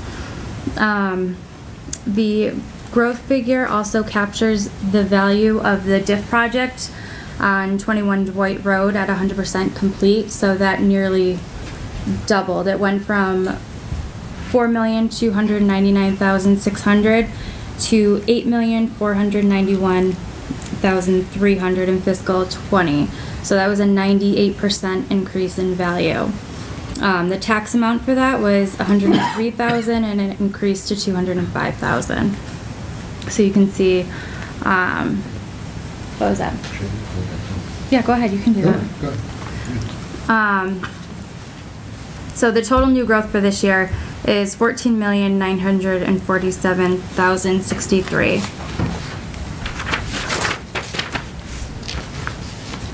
This just shows the total taxable value. You can see residential, we have a 2.8% increase between fiscal 19 and 20. The commercial properties went up 6.3%. Industrial went down 0.05. Personal property up 13.4, and in total 3.2% change. What's our industrial? Jessica, what's our industrial base in Long Meadow? Industrial is set, the industrial is set by the state. It's telephone. Oh, okay, so phone poles and... Yeah. Oh, okay, thanks. I was going to say, we don't have any factories. No. Switching center. They Okay, have. thanks. So this is how we arrive at our, or the tax levy is calculated. So we take the fiscal 19 levy limit, add the 2.5% allowed, add the new growth from this year, the amended new growth from last year, and you get the levy limit before any debt exclusion or overrides. So then you add the debt exclusion, and you arrive at the maximum allowable levy. And then the excess levy capacity is just the difference between the allowable levy and the fiscal 20 actual property tax levy. That does meet the selectmen's goal of the, not raising it to the full 2.5%. Or raising it to. This is our tax rate calculation, how we arrive at the rate of 24.21. divide the property tax levy by the total taxable valuation, and you come up with the rate times 1,000. So the difference between last year and this year is 12 cents or 0.5.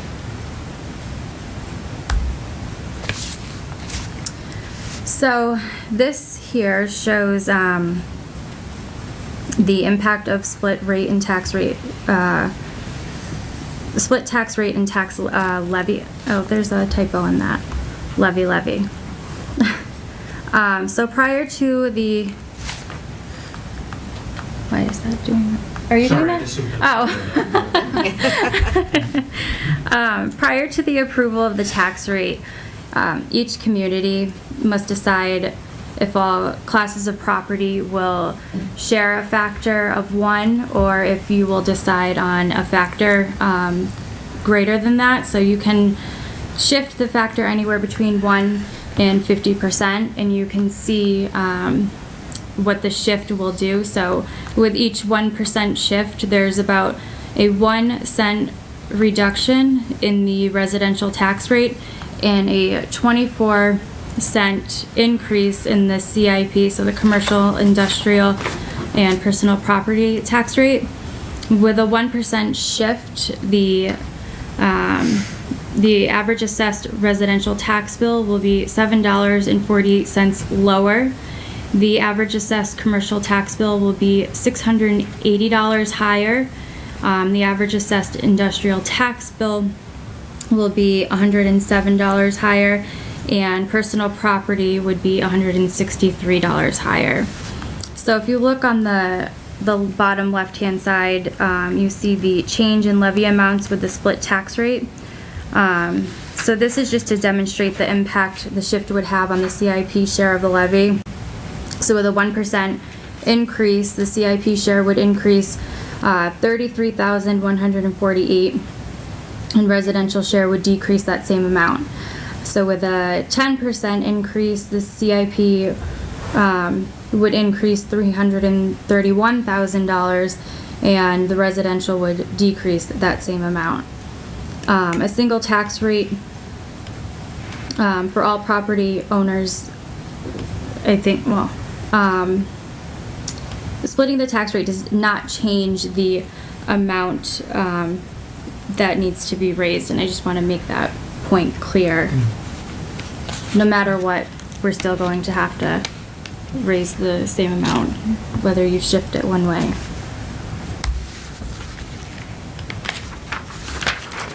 So this just shows in a little more detail the impact again.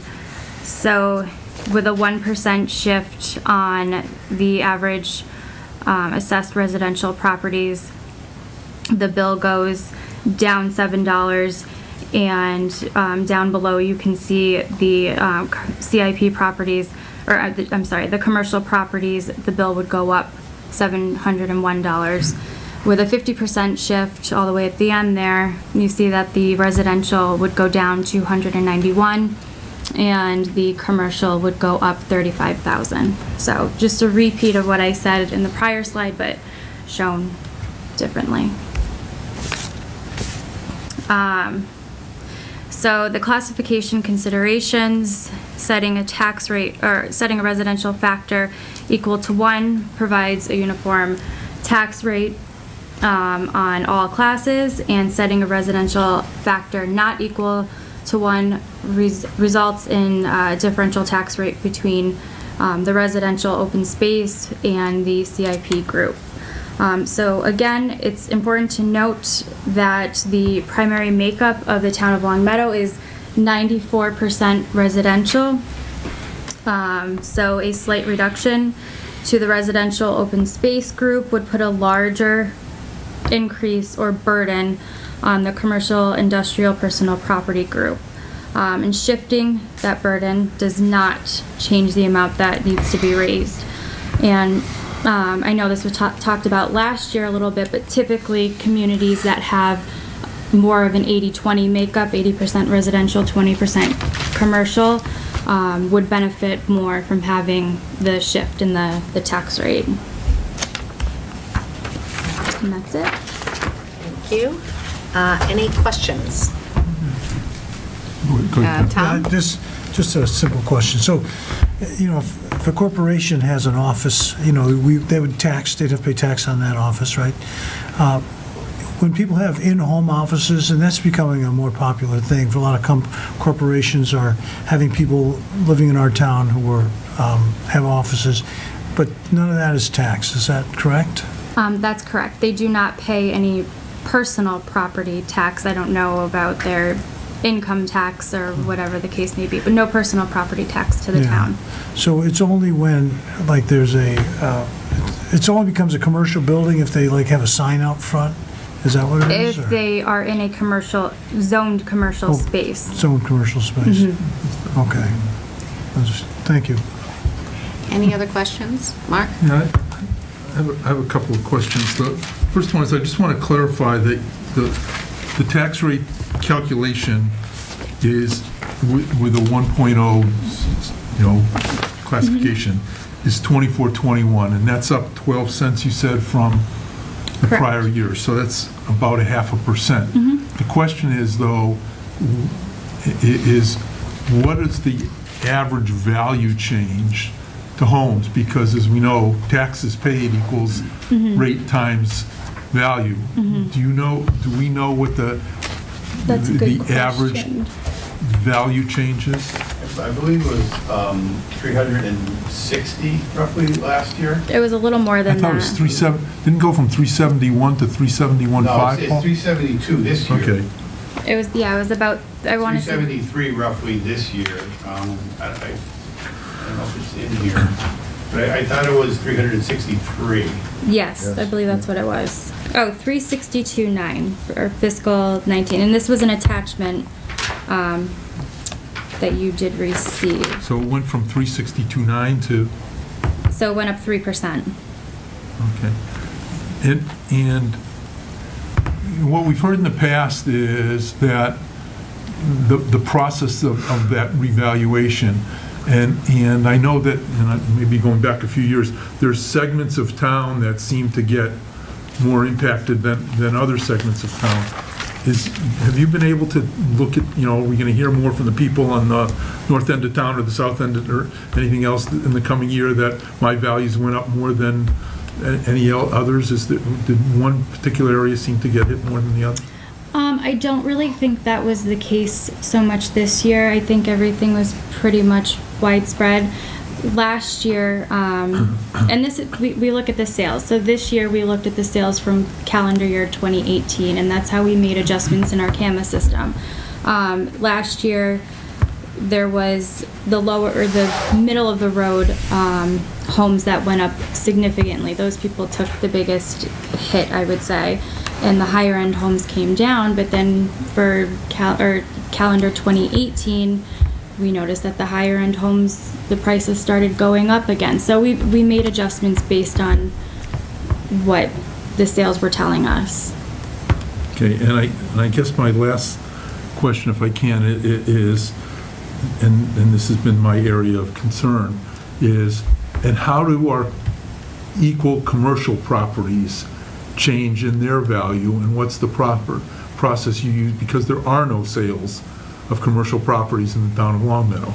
So we have to use, I believe it's 2% of sales, but there's different approaches that we use. There's the cost approach that we look at and the income approach. I'm sorry. No. Okay. There are sales. We can go back 3 years to look at sales. There's not many, but there have been a few. But as I mentioned, in an interim year, the process is a little bit different in that we don't look at like rent schedules and stuff like that. We do that in the recertification year. So I guess my question, and this is my concern, is that, and I did not do the numbers for this year, but I have in the past, that showed that residential houses were going up at an average value of 3.5% to 4% a year, and our commercial properties were only going up at a 1.5% to 2% a year. Mm-hmm. And having done that for 8 or 10 years, there's a big discrepancy, and I challenged why are commercial properties only going up at 1.5% and 2%? And the answer was, well, we had no sales, and so, we didn't have a basis for doing that. And very honestly, that was the basis by which I've supported and continue to support a split tax rate. Not because I want to overly tax the commercial properties, but I believe that they become undervalued in this town relative to their commercial, actual, if you will, market value of those commercial properties, because they're going up much slower than the residential values. And I guess I'm asking you, do you have data to refute that perception of mine, that historical evaluation I've had? Yes, so we use different approaches to value. So for commercial properties, one of the things that we look at is the income approach. And as I had mentioned, this is something that we only look at during recertification years. So last year you would have seen a bigger increase in value with the commercial properties, which I don't have last year's handy. Let's see. I don't have it handy. So we would look at like the rent schedule and things like that.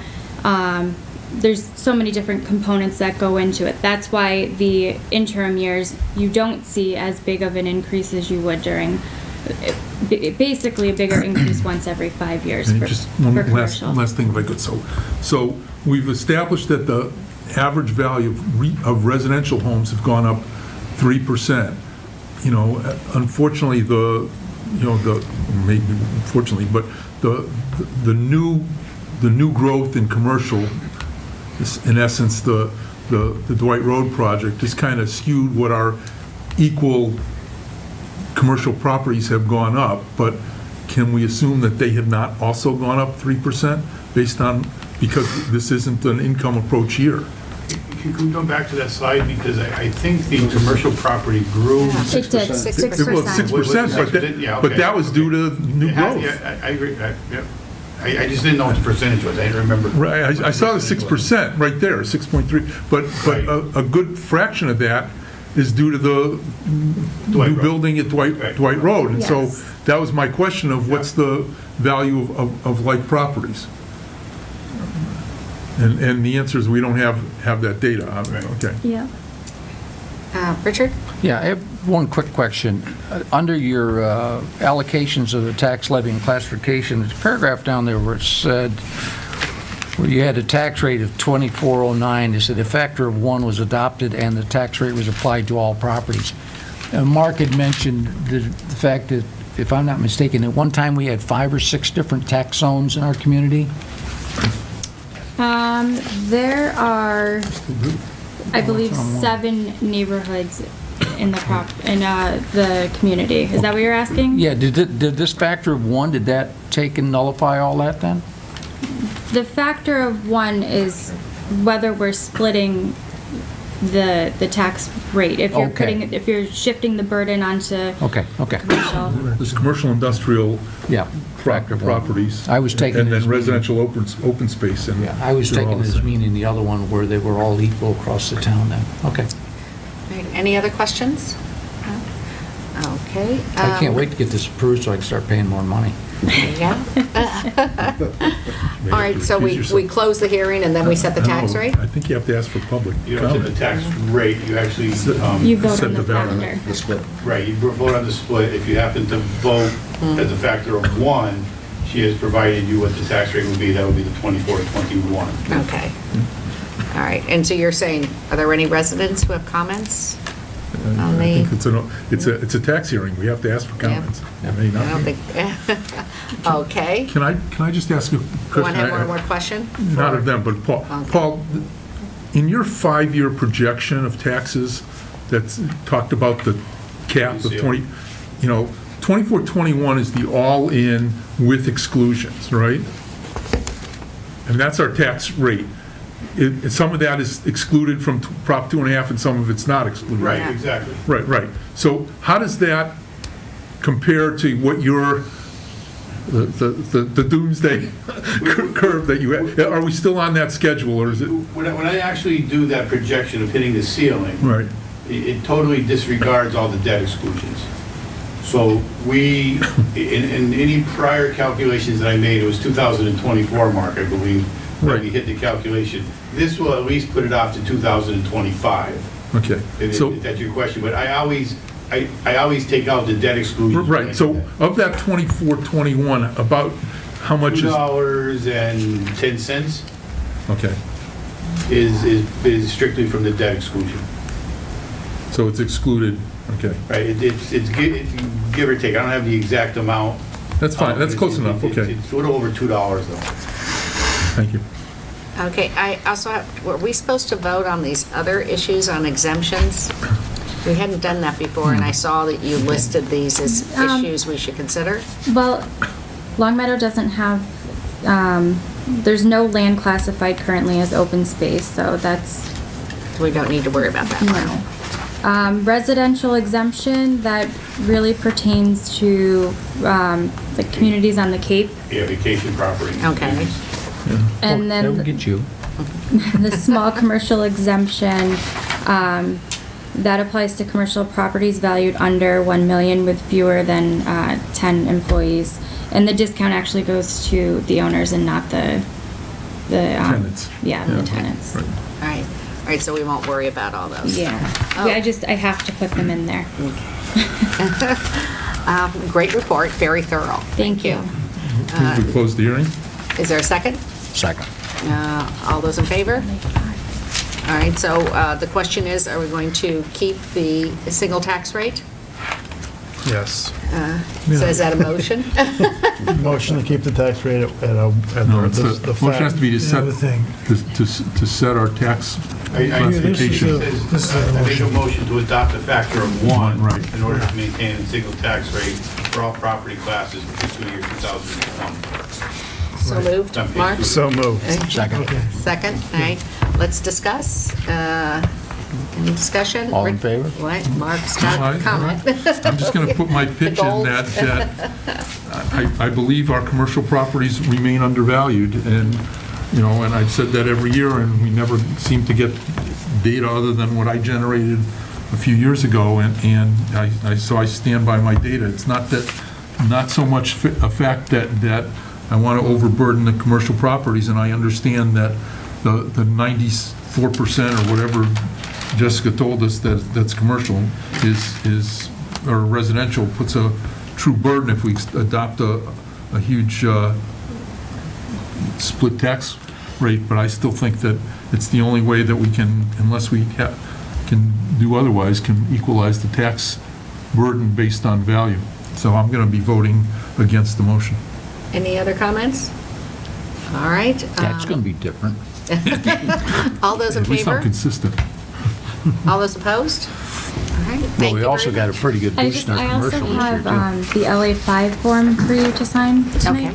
You know what? That basically says that you should adopt a factor of 1. Yeah, I know. But I mean, it's still I hear you. helps our people. It has the excess capacity of that I know it's $241,000. going. Where's the signature? Signature line, you can sign. Well, you know, she said. So all 5 of us just sign up here? Yes. Okay. Well, at least 4 of you. Okay, that's right. Mark, you want to pass that just underneath my signature? Jessica, thank you very much. That's great. Thanks. you. Please don't. Okay. I'm so glad Nick was here tonight. That's right. So Nick will just bring you right back. Okay. He's dealing with hardware right now. Yes. Richard? And we'll go back to, you were discussing the audit report that had some comments in regards to our cybersecurity, and then we'll go straight into questions for Nick. Thank you for being patient and letting us split up your presentation. Once more from the top with feeling. Yes. We wouldn't do that to you. So just what did the audit people Sure. have to say? So there were some findings from the audit. Some things changed from the previous year. One of their findings from the previous year is that there was no written backup or data retention schedule that would specify how backups are to be performed, how long they are retained, and where the backup is to be securely stored. So that has more to do with a there not being a policy to reflect what we were doing in practice. Okay. So we do have one in writing now. And we have backups that are stored in a different location than the data room. We keep daily backups for 5 days, weekly backups for a month, monthly backups for 6 months, and yearly backups for 3 years. And that's for servers that we host internally. We are evaluating possibly changing the product that we use for that backup because our server environment's changed, and there might be some opportunity to get something there that will provide us a little bit more of a retention period and maybe help us in the event of a recovery to reduce the time to restoration. But that's our backup as it exists today. There was also, a couple of things that have kind of been a recurring theme there. In the administrative code, as well as the memorandum of understanding between the schools and town for the establishment of a unified IT department that services the school and town. It established in writing an IT committee responsible for IT oversight. And it was supposed to be a committee of community volunteers that would meet with me and provide feedback and recommendations and input from the community. And the idea was to get, we're very fortunate to have the resources we have in town. It was to get people with experience in the field who could provide insight and also advocate for some of the needs at a venue like town meeting, for example. So my understanding is that committee existed at one point. It hasn't existed, I don't think, for the past 7 years or so. There were challenges related to finding people who had availability on their schedule, that kind of thing, to meet regularly. So I believe we have a meeting scheduled later this week with Lynn and Marty O'Shea from the school side and Marie, and I think Armin Ray from the school board to review that and see how we might go about addressing that so that we would have a committee in place because that could be very valuable.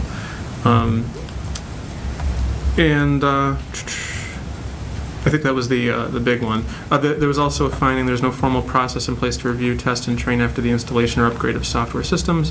I think that's another example of something that we do in practice depending on the situation, but don't have a written policy for. So I responded to the audit report in that manner and said training requirements are determined unique to each software installation or upgrade in collaboration between the IT department and the departments using the system. The level of training is determined taking into consideration the extent of change to existing practice, number of staff impacted, availability of vendor resources, and funding. There were a few other things, something related to the creation of a password policy, which we do now have, and that is being implemented.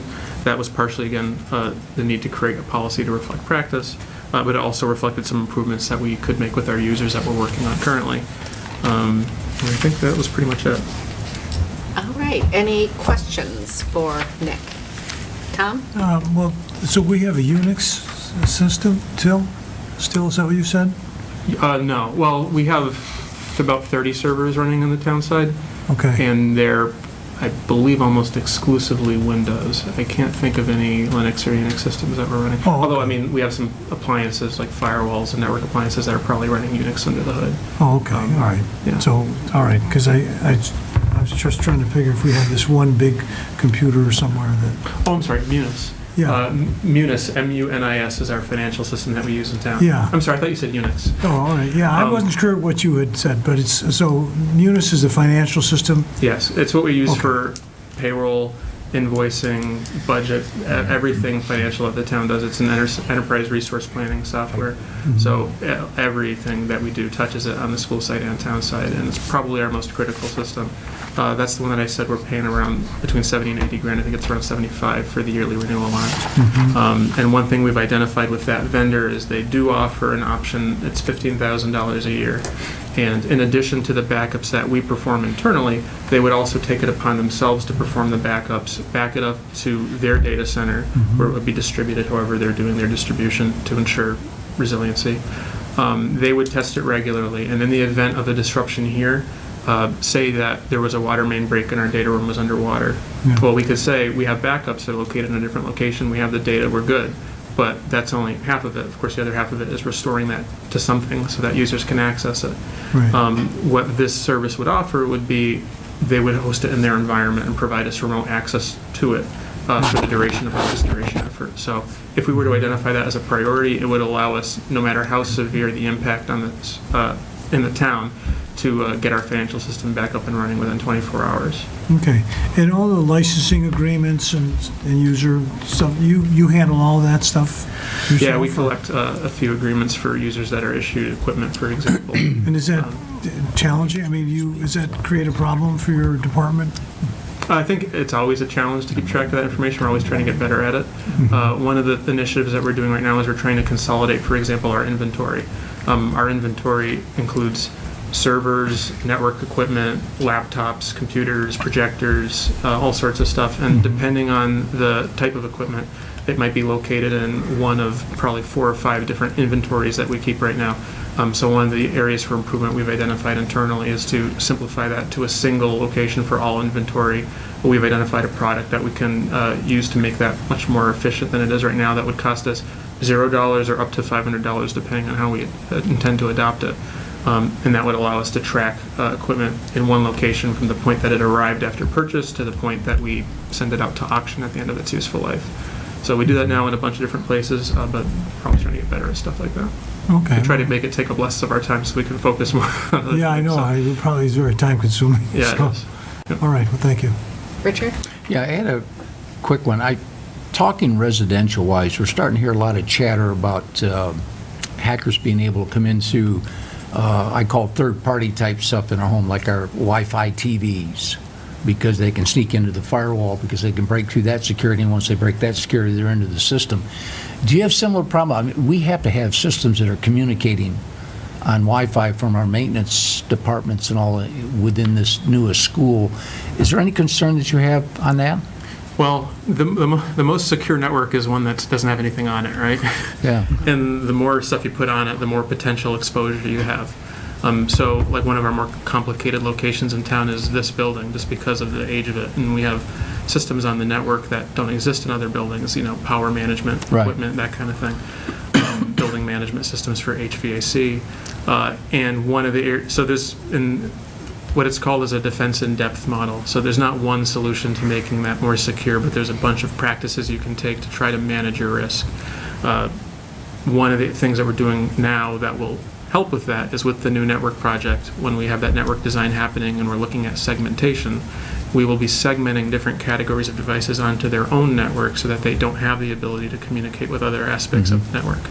And one of the categories of devices that we've identified, for example, is building management. So that would be isolated on a separate network for all the HVAC controls, those kind of things. Doesn't mean that someone could get into them now, but it's another degree of separation. Once you have that network separated, you're more secure. Without that separation, you depend on good passwords applied to those devices, for example, and that kind of thing. Right. So. Okay. Thank you. And Nick, a couple of years ago, I think we were talking about some joint work with East Long Meadow in terms of, backups. Can you just talk to that, if we're still doing it, if we do it? I work very closely with East Long Meadow's IT department because they're a similar community. They've been a good resource to us. We do have that fiber established between the communities. Right now, the backup appliance is not located over there, although I will say we've learned a lot about that from the Westcom project, basically, which involved a lot of making fiber connect between our communities. And we're going to be making use of the connection between Long Meadow and East Long Meadow for the radio system that will be proposed for Westcom. So I've been talking with the IT director in East Long Meadow, and we believe that, and I think I responded to the audit to the same extent, that within a couple of weeks from now, we can probably get it up and running because we know what we need now for equipment, and it's very inexpensive, less than like $300 to get what remains. We've added some stuff since the last time we talked to make it feasible, but we never got as far as actually moving the equipment over there. But I think we're ready to do that with just a couple patch panels at this point. I'm just suggesting that as an option to save the $15,000 Munis wants for a offsite backup, because we could back up Munis in East Long Meadow. They could back up their Munis here, in theory, and if we can do it for $300 one time, it's a whole lot better than. I would say, personally, I would advocate for both, but I'm sure you won't be surprised. Right. And the reason I say that is because the piece that sells me on that Munis option is the ability to restore it in their environment. Not so much knowing that the backup is in place, because we do have that backup already, but the fear of what insurance am I providing the town if I say we have the backups and they say, okay, when can we get up and running? And I say, well, the data room was underwater, so we're waiting for the new gear to arrive, and then we got to get it hooked up, and it's going to be a while. As opposed to call Tyler, Tech, which is the company that owns Munis, say, we had a disaster, spin up our backup, and they say, okay, we'll grab the one from last night, and then 12 hours later, they give me a call and say, okay, here's the link to send your users, you're back up and running, which provides a lot of value depending on. Thank you.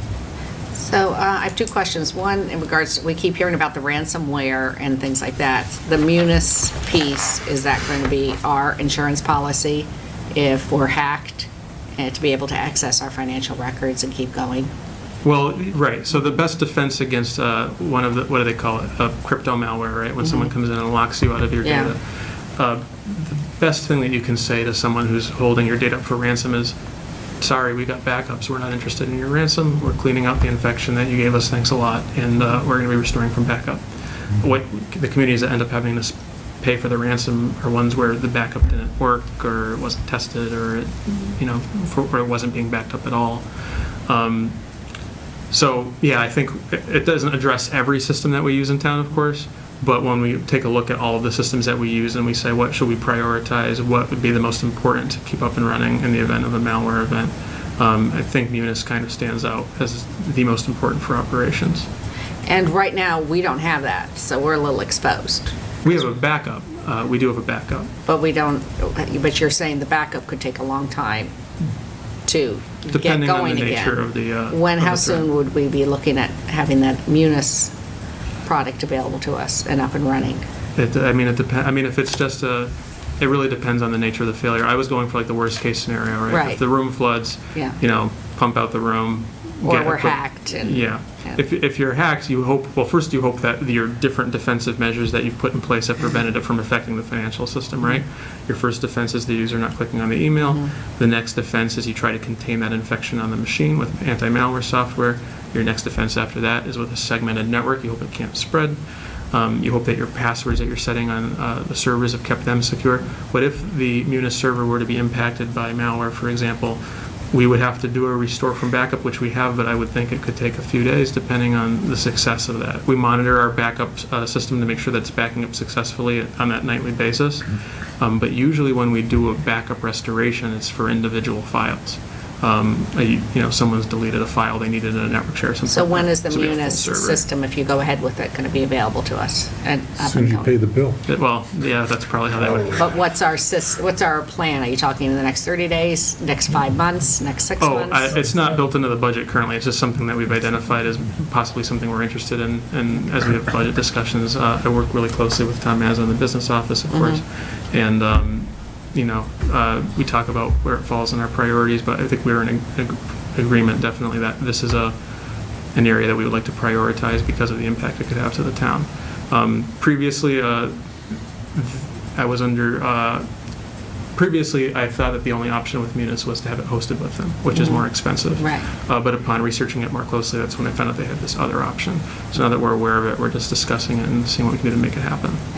And I guess the other thing that we always hear about, and that's election security. And I attended the cybersecurity with there's a new executive office, Stephanie Helms, what is her name? Oh, okay. But she talked about one of the first reasons they put that together was to see how secure our elections are going to be in the next couple of years. And have you heard anything? Have they brought anything to our town that we have to start implementing in that, or are they still working on? To be honest, I'm not sure in that area. Now, would you be informed, or would that only go to our town clerk, or as the head of our IT, you should be looped in on any changes that they're making? Historically, I haven't been involved in those systems. Be happy to be involved just to provide any input that might be valuable or guidance. I think at this point it probably goes directly to the clerk. Yeah. The state has its own election system, and they generally have their own entire network connection in to any city or town clerk's office, so it's not even run through Right. IT. It doesn't run on our And systems that was anymore. one of the things they did, I think it was last spring, they started going out to municipalities and making sure they had those direct connections and testing them in preparation for the presidential.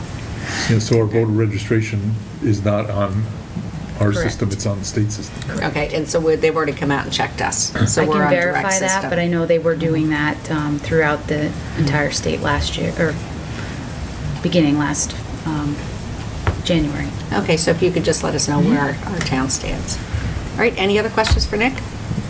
Well, thank you very much. I appreciate it. It's been very Thank you. edifying. Thank you for coming in. Thanks for having me.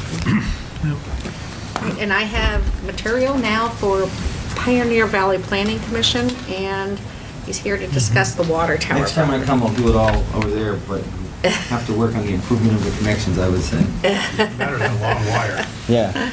It looks like home. Why does it make you feel right? That's right. I'm Eric Weiss from the Pioneer Valley Planning Commission. I'm the manager of regional and municipal and regional services.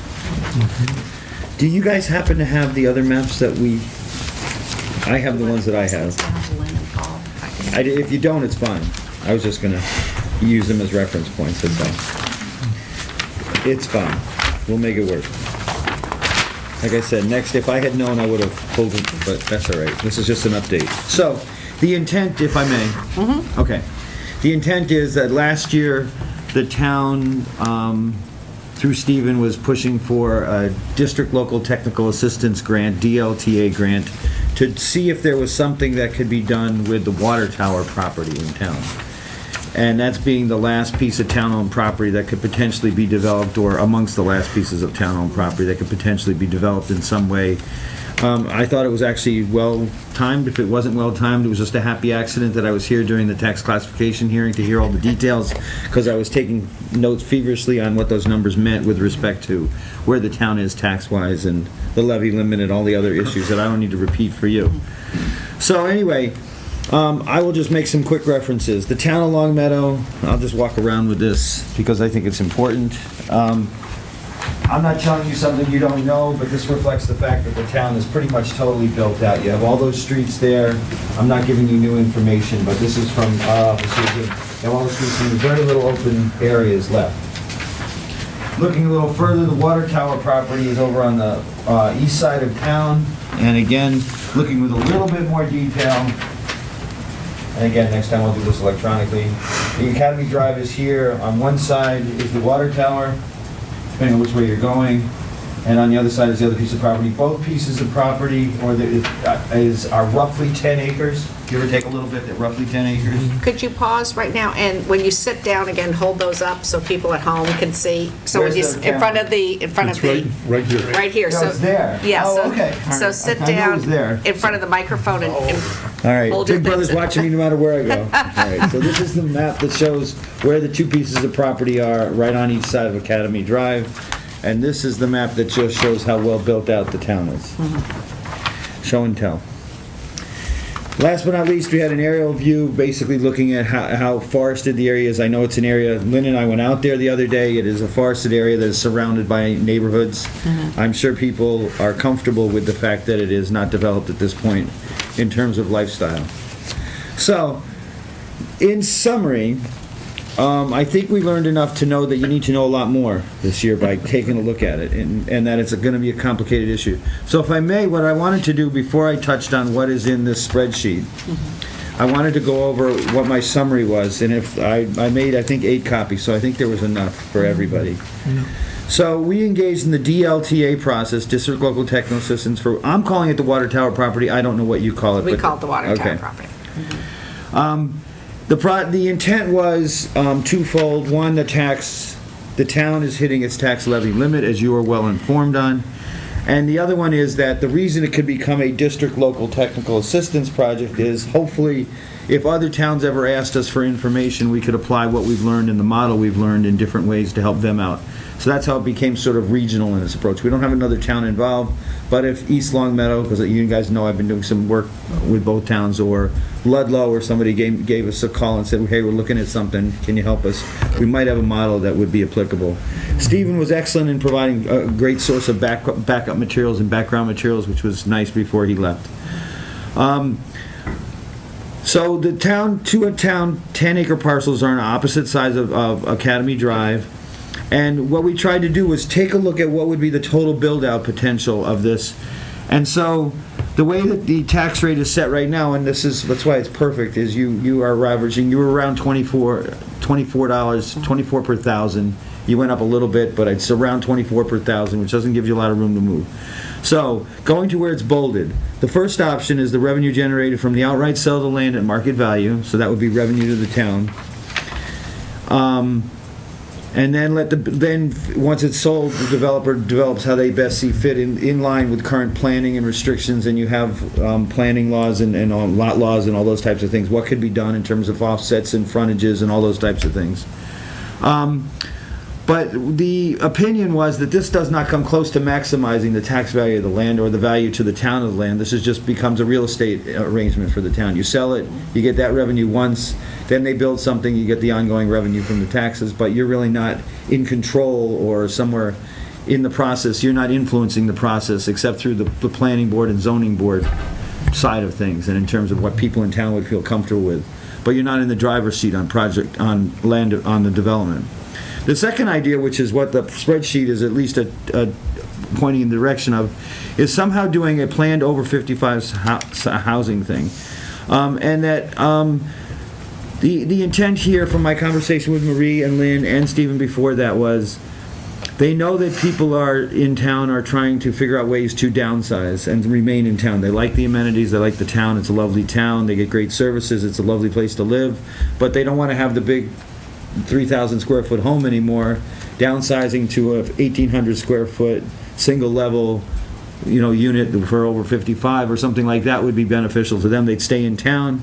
They could still maintain their roots and connections, but they would be not living in a large home, and that large home could then become a home that somebody with kids or something like that could move into, obviously perpetuating the tax role that you would like to keep going in terms of supporting the schools and towns and everything else. So how would you maximize that, and how would you take a look at that? And so primarily what I tried to do, and this was meant to be a cursory look, this wasn't supposed to be a deep dive at all, and that's where this spreadsheet comes in, is if you follow down the left-hand column where it says parcel size 10 acres, that's the size of each one. So one is the parcel for the one on the left-hand side of the road, and the other one is the parcel for the right-hand side of the road. Acknowledging that, of course, the area that is around the water tower would have to be split off from any development purposes. There's a road up to there, and that piece would have to be split off and protected somehow. But you're still not going to be splitting off a lot. You might be splitting off an acre or two, so it's still roughly 10 acres on each side. So if you look at the second column where it says number of units which are code compliant, basically it's 1, 2, 3, single family home, 2 family home, 3 family home. What you could consider is 3 floors, whatever you want to call it out as, that would be the difference between setting it up that way. Obviously, the more potential over 55 units you can put on the site, the more significant the tax revenue could be for the town, the more people you can attract to the town. So that was one piece. So that's 1, 2, 3 there. Then in terms of how it would be applicable under the zoning, I thought it was A2. I could be wrong, but I used I researched what I could on zoning law to find out what was here. So I put it that way. So again, it's single family, 2 family, 3 family. In the research that I did, and I had the advantage of, I had a set of parents who live in an over 55 housing unit in Belchertown, about 3 miles from where I live. I moved there a few years ago. Somewhere between 1,200 and 2,000 square feet is typical for this. I plucked 1,800 out of thin air and put it in there as a number to use. And then I said, okay, you have a value of the dwelling, and actually it got flipped in this version, but the value of the dwelling goes up the more units you have there. I mean, that it becomes, I said that backwards, I'm sorry. That if it's all single family, there's more value to the units. If it's dual, 2 family, 3 family, the value of the units might trend to go down some, but you're still going to have more units to make up for the difference, was the idea there. Next column over, I use what was the tax rate then. You just said it, you're just setting a new one now, but it's somewhere around $24 per thousand. So that gives you your gross property revenue, and that's the column third from the right. And that is meant to be just a gross value. It is not meant to, there's not a lot of refinement to that value, but it points us in a direction. One of the trickier columns was you're not going to have schools, you're not going to be doing busing, you're not going to be doing a lot of services up there, that other town services, but you are going to have road maintenance and other services the town provides. So I had to come up with a number from the models that I looked at. Something like $2,000 or $3,000 a year is what a typical home would grab in town services just across the board, in that kind of setup, because it's kind of conglomerated. It's not a single family home. So that's where that magic number of annual costs of the town come from. It's somewhat real, it's somewhat not, but you have to stress on the systems. Basically, the biggest one is DPW type stuff, roads and everything else, and infrastructure like that. So If you take the gross property value, drop out the annual cost, then that's the net revenue to the town. So what does this tell us? It says that somewhere between 180, 200,000 or something like that, and 330, 300,000 is potentially the net revenue to the town on the projects like this. And that would be ongoing revenue every year. So when you were just doing the numbers there where you're trying to figure out new revenue and all the other pieces, once you get that added in, that's revenue the town can count on to come in for the property. The challenge, as we had our discussion the other day, was the town's not equipped to suddenly put this thing out to bid and do this, and we're not necessarily equipped. We don't do that kind of work. That's not our role. But what the town needs to do next is sort of, and it's great that that's been identified, is how are you going to go about figuring out the pathway forward for this to allow for the kind of development that you would have to do. And the discussion that Lynn and Marie and I had the other day was around the idea of some sort of RFP, where you would invite developers in to make proposals to the town, and they could be creative proposals. You give them a framework that says, okay, we're looking at over 55 housing, maximize the use, obey all planning board codes and zoning codes and everything else. Give us your best deal. That way we're not fiddling around with trying to place things on the property and pretending like we're developers, because we're not. And what you're then saying to developers who probably think that developing in Longmeadow is a great thing to do, they see dollar signs when they think of that, is how can I put my best foot forward? So and also by saying that you want it to be maximized in terms of over 55, you're not talking a wide-scale mixed-use thing. You're not talking about, part of it being industrial, or part of it being commercial, or part of it being this. You're saying, look, this is the piece of property. We know to maintain the sort of character of the community that we have in place. We're a family-oriented community. We're driven by families being here. We're not trying to differentiate between whether it's an older family, over 55, or a younger family. We're saying we want families to remain in town, and we want to make sure that we're enhancing what we have available to those communities. So that would be, how that could be done would be to seek bids that would say to the developers, they'd be creative bid proposals on how you would do it, and that your job as in the planning board, zoning board, and select board, et cetera, assessors, whoever, would be managing the goals of that project. The goals, the project that you're getting presented to you is consistent with the goals of the community in terms of what you're trying to identify. So with all that said, the trick is going to be whether we can find some more DLTA money in next year's DLTA services to keep this going. I've got a couple more weeks. I'm going to refine all this for the board. I think if I've got you right from what we talked about the other day, your intent was to make sure the board was informed as to where our progress was on this, because we've been kind of over in right field for a little while. And that the other part of this is that it also allows the board to begin to contemplate sort of what direction you would want to go this. Do you want to form a town committee that would look at the development of the water tower property and be the one that kind of guides you through the process? I would recommend doing that. I think that's probably a good, strong idea, because you could get a diversity of opinion about how to proceed forward. But the challenge that you and other towns around the Commonwealth have, just to divert a little bit on the levy limit, is something that I know that other communities are being challenged with. You guys are in a very unique position because of that 95-5 split you said in terms of residential versus commercial and everything else, whereas the other mixes are working the towns health-wise. But that's where you are. You can't change where you are. You can only manage what you've got.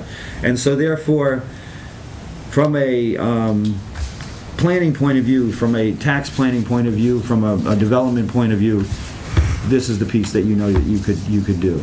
Now, I'm sure you're going to get pushback from some of the residents who live in the region who like just having the woods there and all that kind of stuff, and so that then again involves the planning. How do you make sure you protect, keep barriers up and all those kinds of things? So I think you've got a unique opportunity here too, though, that if you put together the right people and you can plan the right piece, you'll be able to come up with something that will provide the value that you're looking at. Because there aren't too many, we've talked about it a couple times, there aren't too many other pieces of property around town that you can consider looking at this, if it involves tearing a structure down and putting a new structure up and all those types of things. So that's as far as we've gotten now. It was very interesting to take this on. I'm in this role. I've been in here a year, so I'm getting used to all the different pieces and having 15 different projects to manage simultaneously and all that. I'm not looking for sympathy. I'm just letting you know.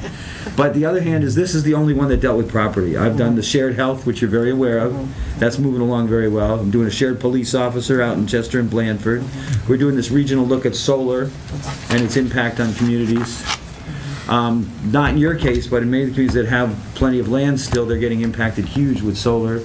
We've done any number of other regional type projects. I'm doing a regional one for the DPWs on getting rid of road sweepings on a regional basis that your town has been part of. So my role is to be provide assistance, provide advice, and if I don't know what if I don't know it, I'll either find out or I'll point you to somebody who does know it. I don't pretend to have all the information, but I do know from what I'm seeing here that your initial gut feeling on this was right, that you have the potential to help the tax rate and tax rolls in town.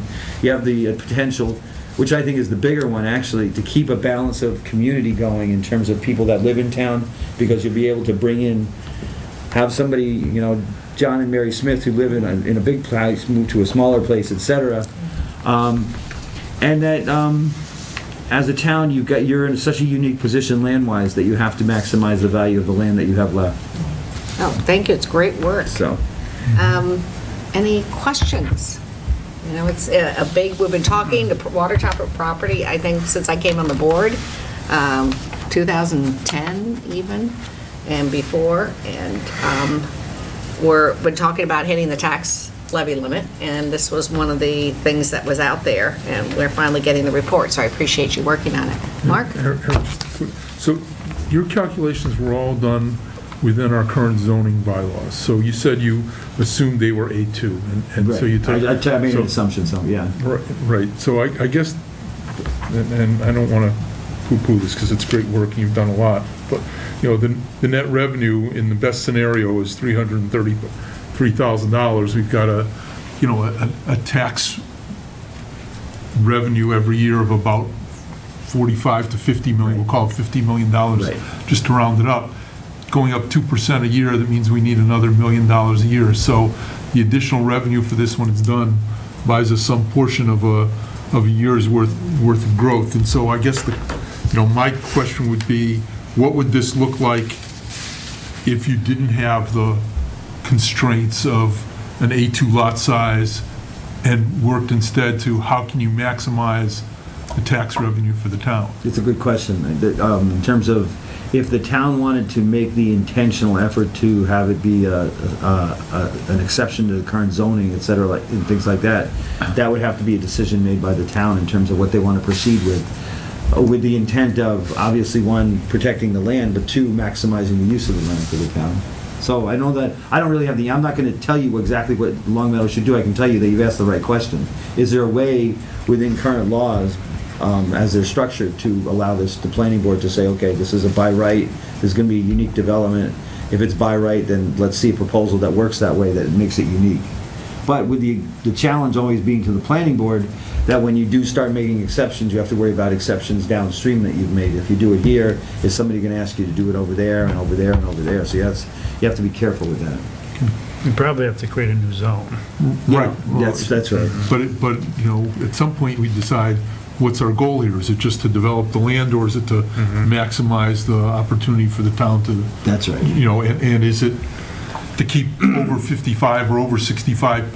I mean, I got to tell you, I know a whole lot of people have moved over to East Long Meadow because they've got those condos over there that are they're smaller than whatever it is. If that's our goal, it's very different from we need to create 1,800 square foot, single family or three family dwellings. So because it could change this. Yeah, so I'm not saying that doesn't mean this is great. This is an indicator. This becomes an indicator of one way you could go, or a potential way you could go that I think answers as many questions as it asks. I agree with you in terms of how you proceed forward.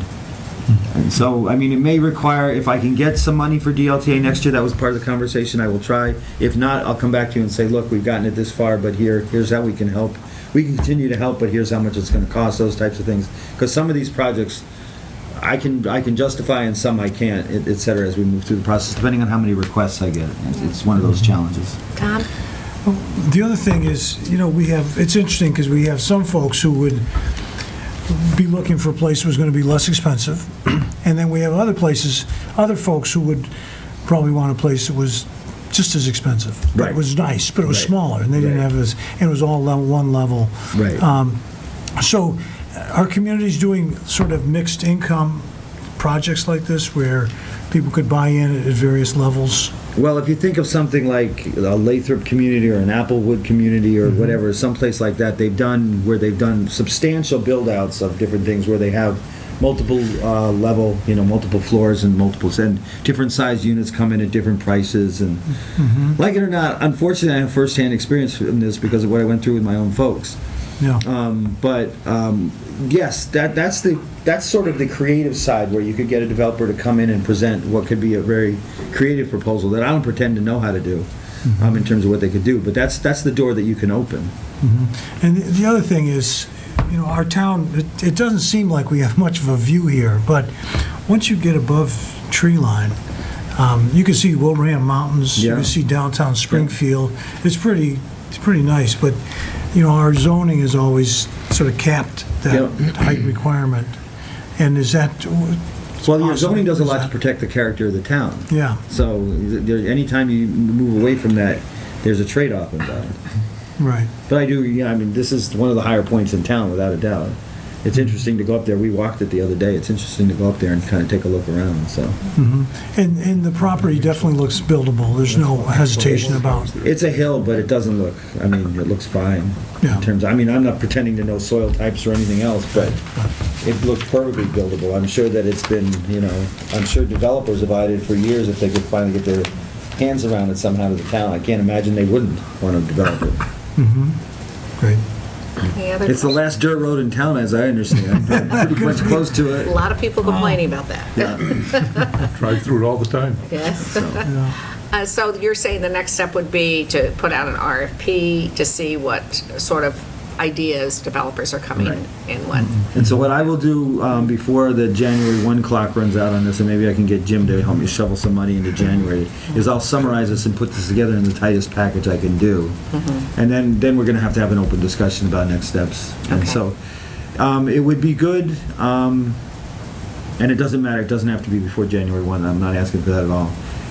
When I get that done, I'll come back and maybe present it more formally in terms of what we're talking about. Because our next meeting is January 6th. No, it wouldn't be by then. Oh, okay. I All right. promise you that. Okay, So- because I was going to say, if you wanted it before the end of the year, we're not meeting. No, again. here's where I'm keeping my fingers crossed. I'm hoping that I can have a discussion with Jim and Kim, our new executive director, and say, look, we're this close to sort of the finish line on this one. Let's just push a little bit more money there to get me to get it to here, and then we'll be done with it. It won't last all year, but you guys are thinking about, can you get some information at town meeting, or, at least information, if not a proposal, or at least have something that you can work with that is more solid than what we've discussed tonight. But that involves all those steps of putting those pieces in place, so.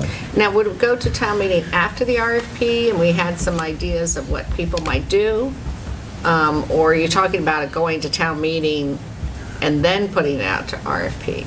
That's one of your challenges, is do you need like permission, do you want to play it depends on how you want to play it. Do you want town meeting to say, yes, we're in favor of developing the property, please come back and show us what that's going to look like? Or do you want to have a proposal coming back, and you may not need to go to town meeting? I don't know what.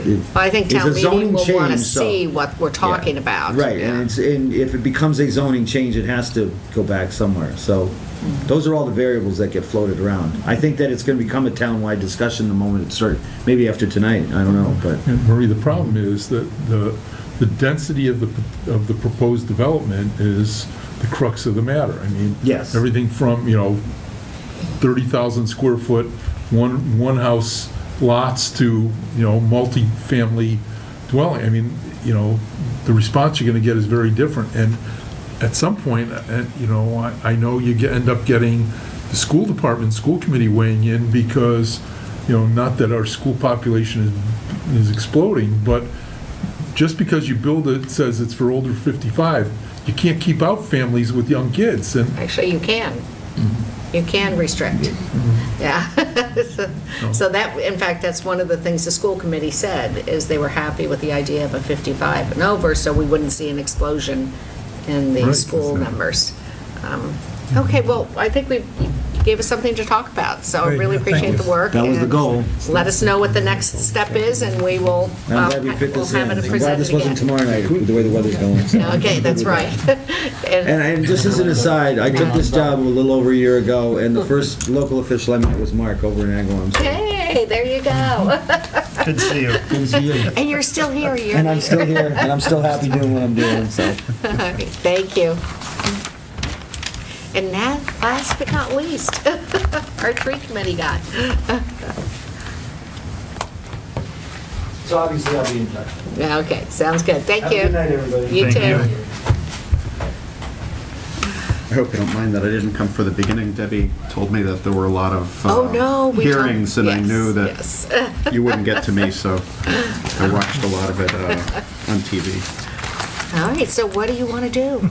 Well, I was invited here to talk about a change we're proposing to the tree manual. It's a relatively minor change, but because the tree manual gets approved by the select board, we submitted our recommendation in writing, and that's why I was invited. Right now, the tree manual has a very brief description of what the tree warden's duties are. It says the tree warden shall be responsible. I think you have a copy of this before Yes. you, right? But you can So- just, I have extra copies if just anybody's to not- let the doesn't have audience one, right. know what you're talking about. The tree warden shall be responsible for all public trees in Long Meadow. The tree warden shall initiate and supervise the selection, planting, and maintenance of the town's street trees. And I've only been the tree warden for about the last year, and I go to meetings and see what other tree wardens are doing. And one thing that was made clear to me is that you need a definition of what your duties and resources are. And in Massachusetts, there's a legal definition for what a public shade tree is, and that's laid out in Mass General Law, Chapter 87. And some tree wardens are responsible for all trees in town, and some tree wardens are responsible only for the public shade trees. And a public shade tree is a tree that's in or on the right-of-way. And it came up this year that we weren't sure what to do about a tree that had obviously started life as a private tree, but as it grew, it crossed the property line into the right-of-way. And I polled my friends, tree wardens across the state, and got different answers. But the thing that seemed to be most prevalent was that as soon as the root flare, the base of the tree, crosses the line from private property into the right-of-way, the whole tree becomes a public shade tree, which is a little bit different than if two private homeowners have a tree that is crossing the line, then they both have an interest in the tree. And so it comes up actually pretty often that a tree will cross a line either from one property to another or be planted on the property line. It would be helpful to us if we had that definition in our manual so that we could refer to it, and any future tree warden or tree committee would be able to look to this document and get an understanding for how a public shade tree is defined. Questions about that specific? I guess that increases our costs because we've now pulled in more trees into our required maintenance and cutting and everything else. Liability? Promo? And liability too. Yeah. It actually hasn't changed anything for us. It's just sort of answered, I think, the question of where our legal liability is. I mean, it said in the manual that we shall be responsible for all public trees. Right. But this actually says what is a public shade tree, and it's a tree that is either in the right-of-way or crosses the line. So it actually hasn't changed anything. It's really just a firming up of the definition for us, I would say. Yeah, so you think you've been dealing with these trees all along that have been crossing the line through roots? It's not the roots, it's the root flare, so where the trunk meets the ground. Oh, okay, I thought Yeah. you meant, I No, thought you were talking about roots. No, I'm thinking, yeah, oh, we're really there's a going to trunk, and then there's Okay. a part where the tree starts to widen out a So little they're bit. just- And where the trunk of the tree widens out, it's called the root flare. Mhm. And if that part of the tree is across the property line and above grade, Okay. then that is a public shade tree. Mark? Dave, the confusion for me is always, where's the town property end and where is private property be? I mean, every house has a different, what I'll call tree belt. Right. And it's based on the center of the road and the width of the road.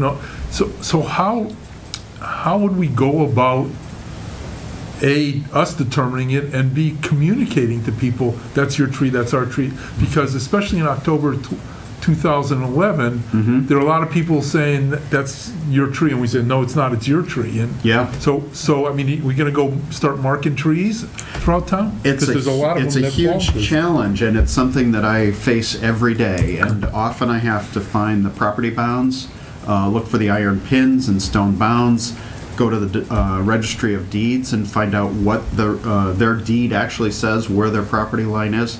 That rule of thumb that you mentioned, halfway from the middle of the street, to the accepted right-of-way, is a good rule of thumb, but it's not foolproof. It's sort of like the sidewalk. The sidewalk often is a good indication of where the edge of the right-of-way is, but on Long Meadow Street, it can be 60 feet from the sidewalk to the edge of the right-of-way. So it is a huge challenge, and one thing that helps a lot is to have, a GPS-based system. They have some support down at the DPW for something like that, so I'll talk with the engineering department and say, where is the property line here? Is this tree my tree or your tree? Occasionally I'll have to get a surveyor to come out because we're talking about a $2,500 tree. If we don't really know where the property line is, I think it's worth investing $100 to get a surveyor to say it's theirs or it's ours, and it comes up a real lot. And this just sort of helps to, define it so that we know, a public shade tree is one that's in or on the right-of-way. And then it still leaves the additional question of what about all the other trees in town? I mean, I have an inventory of 8,000 to 10,000 trees that are just public shade trees. Those are trees that are in or on the right-of-way. And then there's another, 100,000 trees that are not in my inventory. They're on schools, they're on at the community house. I have the green because the green is part of the right-of-way. But there's conservation land, there's a lot of town-owned land. If that's all under the jurisdiction of the tree warden, it's kind of more than a full-time job. Richard? Yeah, most of the maps that I'd looked at down DPW showed the setback from the roadways. I mean, it varies all throughout our town. But you're more specifically talking about the side property lines when you're butting up against, say, the green and the houses are just off the green? Is that what you were concerned more? No, I'm talking about the approved right-of-way. There should be an iron pin, a boundary mark, some surveyor's mark that demarcates the edge of the right-of-way and where the private property begins. Well, I mean, the prints that I've looked at, they have 7 to 15 foot, 50, 60 foot. I mean, it varies all through town. It does. Yeah. Every street is different. Yeah, but When I go around town, I have a spreadsheet with all the street names, and I look up the street that I'm on, and it tells me the width of the pavement, the nominal width of the pavement, and the width of the right-of-way. I subtract one from the other, and I measure from the curb, and that gives me a rough idea of what the tree belt should be, whether there's a sidewalk there or not. But, it can be off by a foot or two, so the bottom line is you often have to go down to find the iron pins, I have a metal detector, or the stone bounds, and do some tape measurements to see if a tree is, private or public, or crossing the line, in which case it is public. Well, obviously the cure there is the GPS everything, which we should have done years and years ago, but we haven't. But even your accuracy on your GPS is not going to get the accuracy that you're after. That's true. I mean, you're talking about putting a pin Right. And GPS is not going to do that. No, that's right. It only gets you close unless you have a subscription service Right. for one of these GPS correction services that uses ground stations Right. to get your accuracy down to the centimeter range. I mean, I go around with a GPS now for the tree inventory, and because I have a photograph, you know, it's not a satellite photograph, it's an airplane obtained photograph, and it shows with leaves off the tree stump. I'll put my mark where the tree is on my imagery, even though I know it's 6 feet over here based on the satellites. But that assumes that your imagery is accurate too, and it's not. I mean, you know, there's a certain amount of skew when the airplane takes the picture. And so, you know, I get the mark on the shadow of the tree, but that doesn't mean that that exact latitude and longitude, which is what comes out of the thing, is accurate at the centimeter scale, which is what we would like to have. One more thing. It's federal government-wise, and even some of the local governments that I've been affiliated with, they did X amount of survey work every year on properties. They reestablished property lines. I don't know of any active program that we have in this community for reestablishing property lines. And that's a long-range thing, but that eliminates a lot of what he's talking about, because you actually go out and do X amount of boundary lines every year. You survey them and you pin them. And you get an exact, and you do your maps, and everything is very, very accurate at that point. And we haven't done that. We don't reconfirm. I mean, we could have, thank the Lord we don't have enough land to have encroachment, but we could have encroachment problems. When we do the 3-year assessment, we don't, No. they don't check all that. No, they have a land area that's already within the system that they basically use. They don't measure the land area, it's more as measuring the residents. Now, the other one, you actually go out and try to check your property lines to make sure nobody's building on you, and et cetera, et cetera, et cetera. And that would be the ultimate, Dave, because then everything would be squeaky clean and accurate.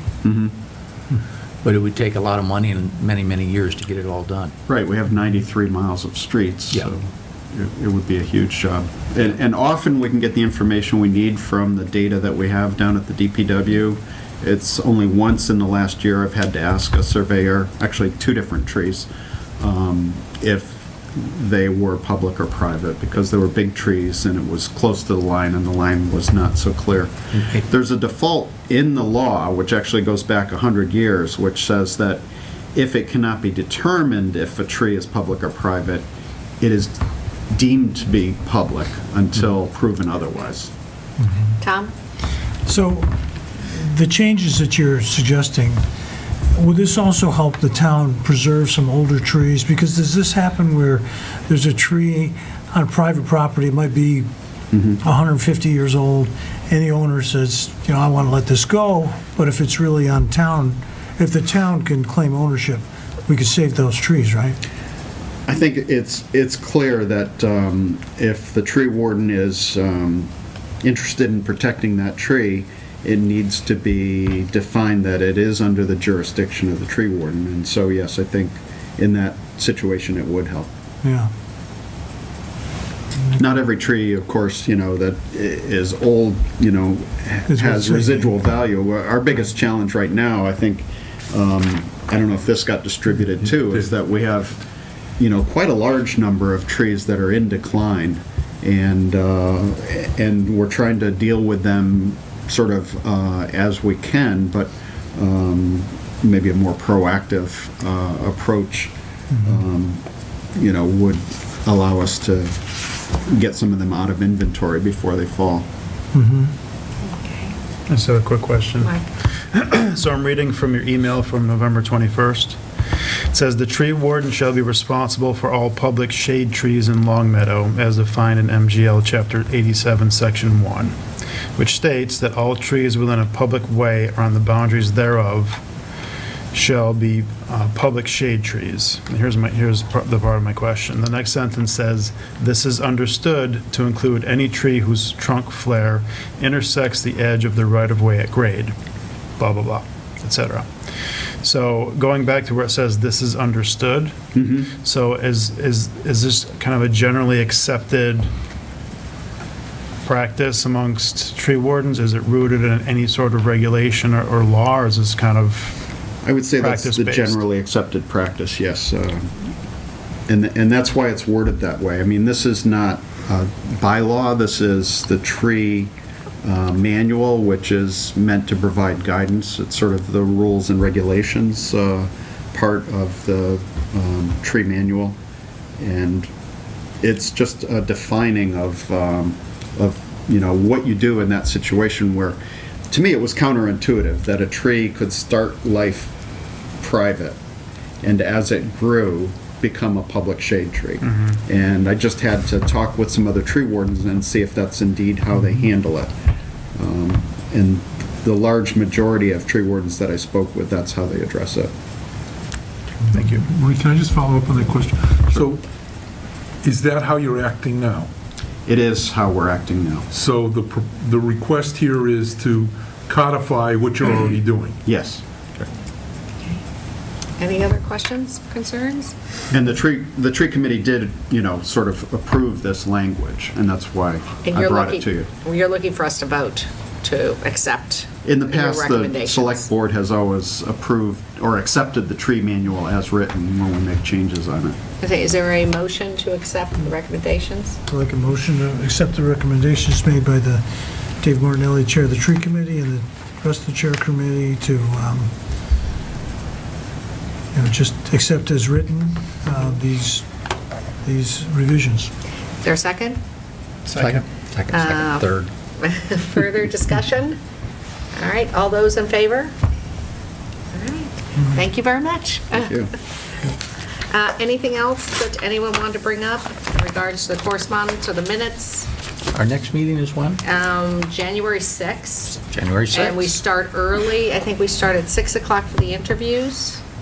Did we decide to do that, or 6:30? Well, just check your time, okay? So we hope the community has a wonderfully safe and enjoyable holiday season. That's right. Wonderful holiday season, and don't forget we have trash amnesty, right? Trash amnesty. Coming up at that time, and that's one extra bag. Is that correct? One extra bag. Oh, is it one extra bag? Yeah. I think so. Yeah. All right. And I hope you have a happy new year. Looking for a motion for, So moved. is there a second? To adjourn? Second. Okay. All those in favor? All right. Thank you and good night.